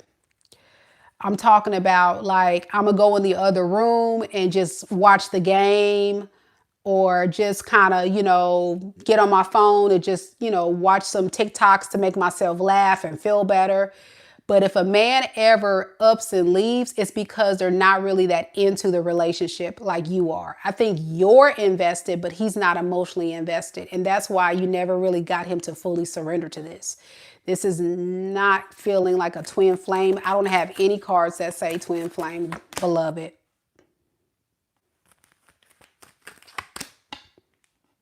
Yeah, I think you're waiting on him to come back or waiting for him to communicate with you, but I don't see this.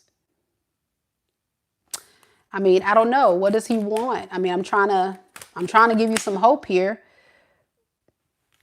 You're just a familiar choice, but he doesn't want a relationship. 6 of Cups, 4 of Cups. So you're like a comfort zone for him because you make him feel comfortable, but that's it. I mean, for a lot of men, they don't move. Most men don't move out of emotions. Men move mostly out of logic and passion. So if they're turned on by you, they're going to come towards you. That does not mean that they love you. It means that they're attracted to you and they want to talk to you. Now, if a man is a good man, they're going to actually try to get to know you and still try to sleep with you if they can. But a lot of times that's a test to see if you're really about that life. And if you are a woman of substance and value, and you have boundaries and standards, 2 things can happen. The man is going to respect it. That's a real man, and say, wow, she's different. She's moving out of integrity. She has standards. She has really good ethics. I know she ain't running around giving it up to everybody. They're going to look at you totally different. And if it's a real man, he'll stick around and probably still put you through some more tests or get to know you more. And that's when he starts to fall for you more. Not a man falling for you when they sleep with you. Sex for a man is like having a sandwich. Getting a taste. That was good. On to the next. A woman having sex is like a very deep emotional experience. A man doesn't have a deep emotional experience until they fall in love with you, but it takes time for a man to get to the feelings part because men move out of action, women more. Yeah, it's like a sandwich. Yep. See, Austin's a man. I'm trying to tell you, like a sandwich. It's like, oh, I want to get a taste of that. Look at that ass. Okay. All right. Well, I didn't like that one. Next. Seriously. And it's easy. But women, they say that they can treat a man like a sandwich when you sleep with him, but that's not true. You guys start catching feelings. I know that we were just supposed to be friends with benefits, but girl, I think I'm starting to like this guy. You know what I'm saying? You see what I'm saying? Emotions. We're emotional creatures. Don't do it. That's why you shouldn't do it. It's not meant for y'all to be doing all that. So what I'm getting at is this. When you're dating a man, ladies, I'm just talking in general now. I'm not picking on you, the lady I did a reading on. I'm not picking on you. When you're dating a guy, you got to look at time, consistency. But they're going to put you through tests. And are you going to pass the test? Are you going to be one of them do girls? I'll do anything for you. Whatever you like, I like. You're weak to them. They're like, I gotta. You know, it's like men that's why men are into sports. They like challenges. So when you make a man earn you, they like it. It kind of drives a man to want to do more. You know, think about the prostitutes and the strippers, how they use the power of seduction to get a man to chase them. And then when the man can't get it because the stripper's like popping them and stuff, then they're like, okay, well, here, giving them all this money because they're destined to get what they want. So if somebody's gay, that's a good question. Somebody says, what if a man is gay? If a man is gay, he's either going to be moving out of more of a masculine energy or a feminine energy. So same thing with the gay, the masculine women, or, you know, the dykes or whatever you want to call it. Okay. Same thing. You're either masculine or feminine. So if you're a gay guy and you're moving out of your feminine, then you're going to be more in tune with the feminine side, getting emotional and getting your feelings like a woman. Studs. So if you're like a stud, you're going to be more in your masculine energy. So you're going to act like a dude. You're going to want to pursue. You're going to want to court. You're going to want to do the things that guys like. It's, you know, that's kind of how it is. Austin Austin laughing at me, but he know I'm telling the truth.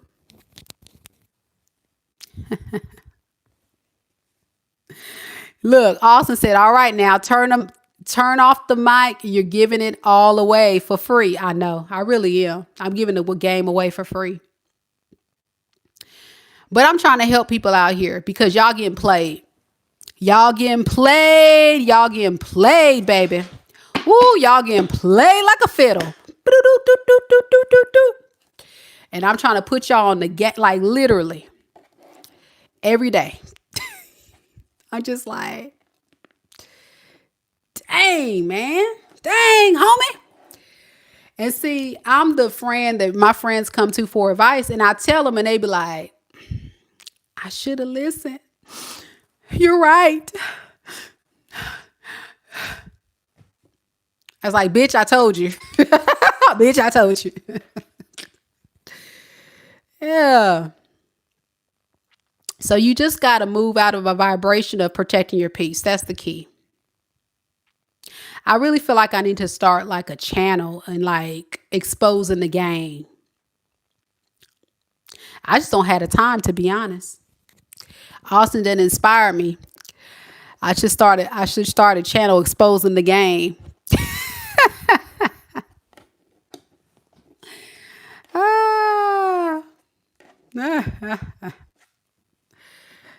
Don't do it. Don't expose the game. I'm going to give away the player's card. The player's going to be like, dang, she know too much. Oh, man. And these fools be trying me. And they be straight up getting their feelings hurt because I be hitting them with an uppercut. Booyah. They like, damn, how does she know that? Don't play with me. That's how.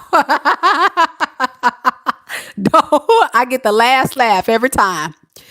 Baby, I get the last laugh. I get the last laugh. I got some story for y'all. Ooh, boy. Oh, boy. I'm still chuckling by some of these idiots that tried it with me. But, game recognized, game checkmate, bitch. I'm serious. Look at Austin. I ain't about to tell it. Listen, Austin, I ain't about to tell it. Because, look, one of the people that I did one of them checkmate bitches games on, I went on let me tell this story real quick, y'all. Let me tell this story real quick. I got to get it out. It's so funny. He probably watching now because I really hurt his feelings. So this happened a few months ago, probably more like 5, 6, 7 months ago, something like that. It's irrelevant. The person's irrelevant to me anyway. So I meet him on a dating app. That's a red flag right there. But I'm like, shoot, I ain't doing nothing. And we talk on the phone and I can already peep the game. I'm like, this dude is being real smooth as butter. And I'm just eating it up and making him believe that I don't see the game. And I'm just, yeah, oh my God. You like that too? Oh my gosh. I can't believe, really?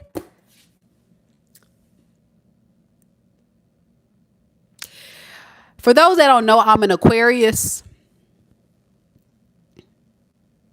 So if y'all don't know a lot about Aquarius is the 7 of swords, right? So not to say I was being manipulative, but I definitely put on my mask in that phase of the dating scene because I'm like, we'll see. I really wasn't falling for it, but I said, we'll see. So we're talking and he said he's never been married, doesn't have any kids, lives on his own, has a pretty good job. And we're talking. All the conversations are like top tier, enough to make a woman want to just marry him tomorrow. Smooth operator, Destiny. Smooth, baby. Smooth as butter. And every woman would be like, oh my gosh, like this is my husband. And I'm like, okay, we'll see. So we go on a date. Now, this is what I like to do. Y'all tell me this. What typically, and I'll let you guys tell me in the chat since we having late night talks. What would you like to do on your first date? What typically do you do on your first date? I'm gonna just hear from y'all. What do you guys typically do on your first date? I gotta find the back to my thing. What do y'all typically do for your first date?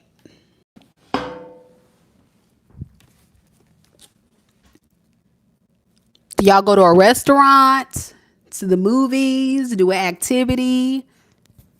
Okay, eating. Most of y'all gonna say eating. Okay. Eat and chat. Get to know one another. Okay. I highly unrecommend. This is me. I highly unrecommend, ladies, going out to eat on a first date. I highly unrecommend it. And here's why. Some of y'all gonna be like, but bitch, I be hungry. No, listen. The reason why I say don't go on a restaurant, because you don't know what you about to get into. A lot of y'all meet these people online, and so you need like a meet and greet spot. And you want to set the tone also to the guy that you're not up here trying to do a money grab. No, my teeth don't look good. You don't see this overbite and these gaps, but thank you. Thank you so much. So what I would do is what I like to do. If a guy asks me, so where do you want to go on our first date? I usually tell him, let's just do coffee. And I like coffee because it's very low key, very chill, and there's no distractions. You're just sitting there and you're having an intimate moment just talking. And it's setting the tone that you're not a money grab. You're not a gold digger. You're not trying to get their money or anything like that. You're just trying to get to know them. And it makes the guy feel like, oh, wow, she doesn't want me to take her to Ruth Chris. She doesn't want me to take her to Fleming's. What? What? Oh, she just wants to go to Starbucks? Wow, this girl right here is on some other stuff, you know? But what it is I'm not about to get dressed up to go out to eat. Because when you go out to eat, you got to dress for the occasion. When you go on a date, ladies, you got to dress for the occasion. So if you are dressing up to go on a date, y'all know how it is. You got to do your hair. You got to do your makeup. You got to put a dress on. It's too much. It's too much. When you can just maybe right before church service or after church service, go to Starbucks, or after work, stop at the Starbucks for your little date and y'all just chop it up. Yeah. And if it's somebody you're meeting online, guess what? You get to see what they look like. So at that point, if this person looks kind of funny, you don't have a big audience. If you need, it doesn't feel awkward for you to just like up and leave, or like tell them something came up and, but if you order some food and sit down, you stuck like Chuck. Cause you ain't gonna just leave your plate right there and just up and leave. Cause y'all be hungry out here. So messing with my Aquarius self, if they looking like catfish, then I'm gonna get my Starbucks, I'm gonna get my coffee, and I'm gonna say, oh my gosh, that's my son. I'm so sorry. I'm gonna have to go, but maybe we can do this another time. Okay, I'll call you. I'll call you later. Okay, bye. And you listening to your voicemail. Hello, son, are you okay? Son, you all right? Okay, all right. I'll be there in just a second. And you listen to your voicemail and hang up. And then you call your friend, girl. You be like, girl, let me tell you. Oh, hell no. Girl, I had to leave for it. And then you sipping your Starbucks that he paid for. Girl, yeah. Girl, let me tell you what happened.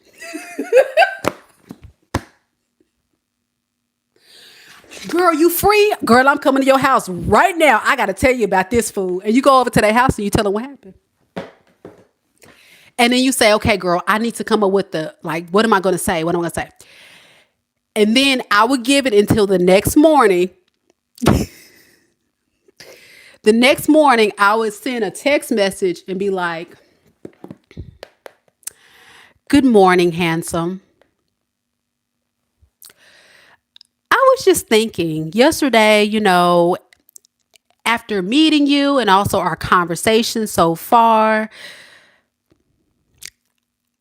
I just don't know if we really are a match. Do you really feel like we have chemistry? And if you really want to be cut with it, like if you want to show a little empathy, you can throw all that up in there, or you can call them. It's kind of tacky to do it over text, but some of the folks that I be meeting, it just be off the charts, ridiculous with it. And so I had to hit them with the little breakup text. Or I go into my archive file where I have a copy and paste a good blessing message of a good, love and light message. And I copy that mug and paste it up in there. And now we got Chat GPT. So that's even better for those that can't even get the words together. Look at God.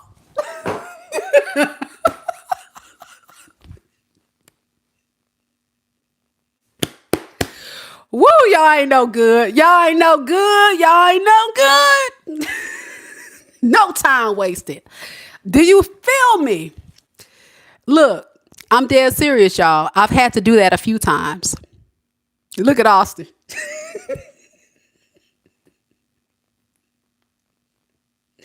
I already told you about the time that I walked out on the date. Because the old dude was really gonna, I told you about that story. And that right there sent me over the top because I was dressed for the nines, girl. I had my heels on. I had a nice little, floral dress. I had the girls up. I had my hair curled. I gave him a little red lip. I had, I was, yes, hunty. And he tried to play with me. And that was it. Bye. We didn't even get to ordering the food. And I said, you know what? This isn't going to work. And he's like, where you going? I said, I'm going to my car. But thank you so much for inviting me on this date. I don't think we're going to be a match because you're straight up disrespectful. And I hope you're looking for what you're looking for because it ain't me. And I got up and went to my car. That was that. That was the date. And then he called on my phone and I hit him with a block. Block, block, block, block, block. I'm not going to tell that story. I'll tell that story another time. So back to old buddy at Starbucks. That's not how it went. We were at the Starbucks.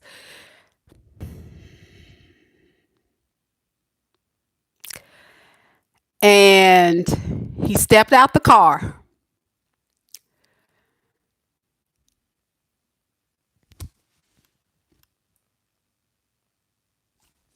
I had to tell myself, bitch, fix your face. Bitch, fix your face. Bitch, fix your face. It was one of the Aquarius. Y'all know what it is. Because our face never lied, baby. Our face never lied. It was, my face went like this.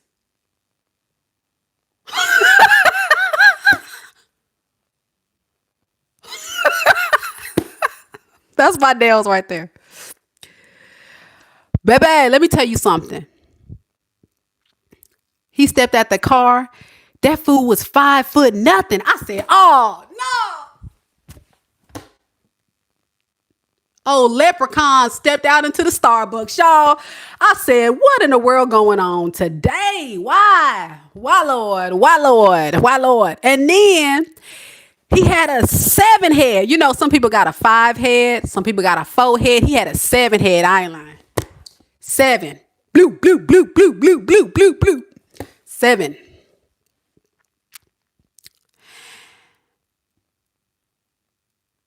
Fix your face, bitch. Fix your face. As he got closer, I just was like, damn. Okay. All right. And then he smiled. And his teeth looked like it was throwing up gang signs. I'm not lying, y'all. You can't make this kind of stuff up. I said, oh, no. Oh, I don't want to hurt his feelings. I really don't want to hurt his feelings, Lord. Lord, cover me. Cover me with your grace. Lord, cover me with patience to at least let this man down slowly. But this is the cold-blooded part about the story. He walks into the store, Starbucks. Now, he's dressed for the nines. He looked like he, got money. He looked like money. But I'm telling you, the dude about 5'5", maybe 5'4", 5'5", he gonna tell it he 5'8". Nigga, please. You 5'5". And he got this get up on, and he looks very nice. Very clean. I like a clean man, clean cut, got it going on. But he was looking like all that. And I'm just like, wow. And he was very confident. When I ain't seen no ugly dude looking that damn confident. That short and that ugly looking that damn. He walked up in there. Y'all know in the movies, well, I don't know if the movies, some of y'all in real life, have y'all ever met like the old school players where they know they ain't really looking like they used to back in the day, but they don't give a damn. They still walking through like, what up with it? Hey. He wasn't like gangster leaning, but he was very like, hey, How you doing? Very lively. And I said, wow, this is a trip. And listen, y'all, let me tell you what I had on. I be coming with it. Y'all can't tell tonight because I'm looking broke, busted, and disgusted. But I had this sweater that went off the shoulder like this. It was like off the shoulder sweater. Okay. And it was kind of loose. And then around the waist, it gets real tight. And then I had these leggings on, and then I had these boots, these heels. And this is when, this is the first time I stepped out since my significant weight loss. So I was feeling myself. I said, the game has changed, baby. I'm back, bitches. Step over. Step out the way. I was feeling myself. And then he walks into Starbucks. So to make a long story short, we chop it up, we talk. I tell him about the fact that I dropped the bombshell. Oh, by the way, I have a channel on YouTube. Oh, really? I make some content sometime too. He's like, what's your niche? And I was like, oh, tarot reader. He's like, what? And then he started asking me all these different questions and stuff. And he was all into it. It was actually pretty cool. And he ended up subscribing to my channel. And every now and then he would come on a live. And when we were dating, and he would kind of like give me a shout out every now and then. I'm like, hey. And y'all wouldn't even know I'm talking to him. And then something set really deep in my spirit that told me I got to tell him. But before I told him, I gave him the benefit of the doubt to try to grow on me. And this is a mistake, ladies, you don't need to do. You don't need to let a man be in your life that you're not attracted to. If you're not attracted to a man, then you're not going to really respect them as a man. And you're going to kind of treat them like, doop, doop. You know what I'm saying? Like, whatever. Same thing with women to men that they're not really into. They're going to treat you guys like, doop, whatever. So I give him the benefit of the doubt. But then he started acting kind of shady. Like the phone call started getting shady. I started noticing he would only call me certain times a day, certain days of the week. And I said, I bet this man got a whole girlfriend. So I went into Inspector Ratchet mode. I'm a Scorpio rising. So Scorpios are FBI, CIA. And you know what I found out? I found out this man was married. Oh, he was married, y'all. Oh, 5'7" head. Oh, 5 foot nut leprechaun ass was married, baby. I said, no, you didn't try to play with me like that, buddy. So you can imagine how that conversation went on the phone. I said, okay, all right. And I let him have it. And then, of course, he denies it. Now, this is the same man that told me he's never been married. I've never been married. I don't have any kids. So, yeah. She was ugly, too, though.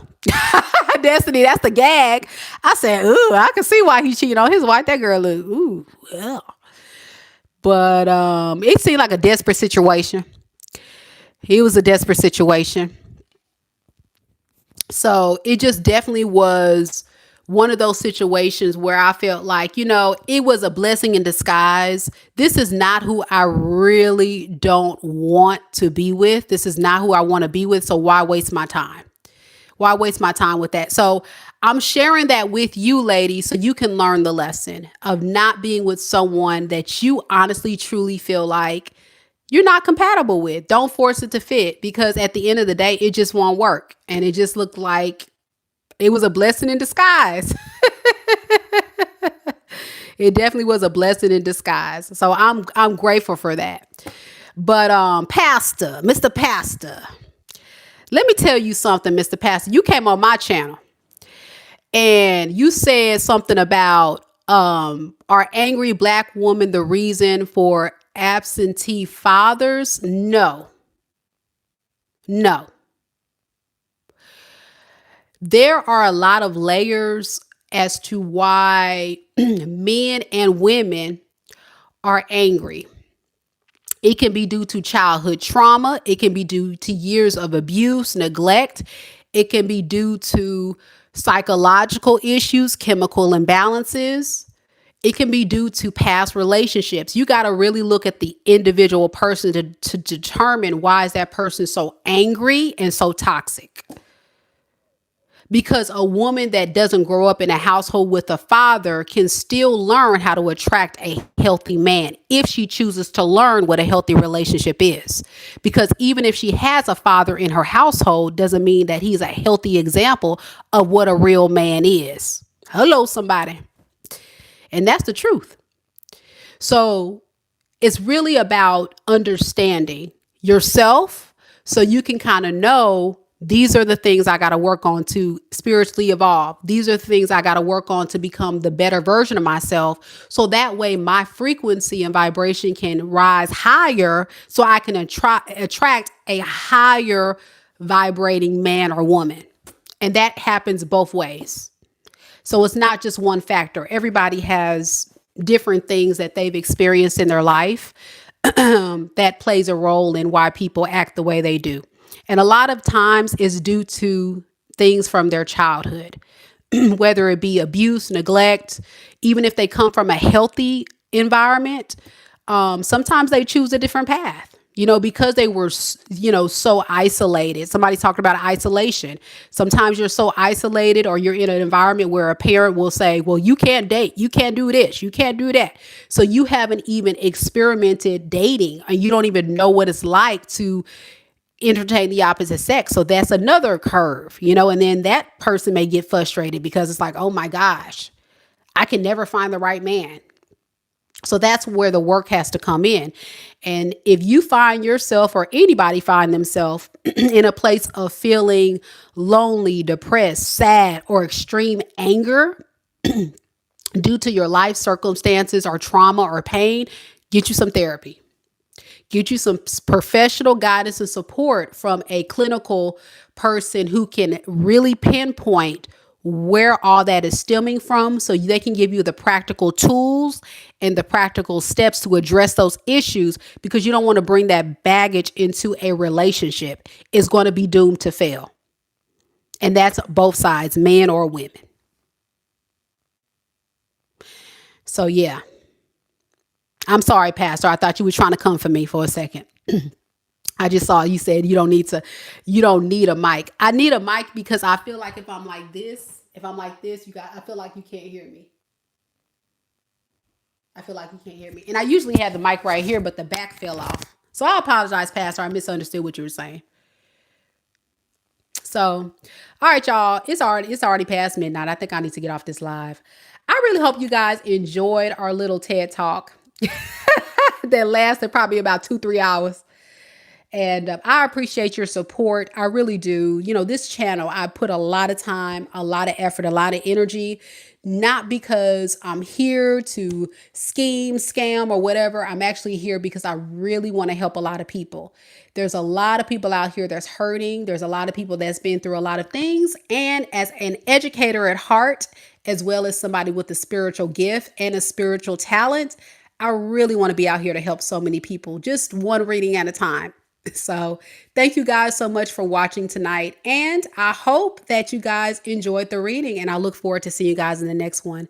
Good night, everyone. Namaste. Bye.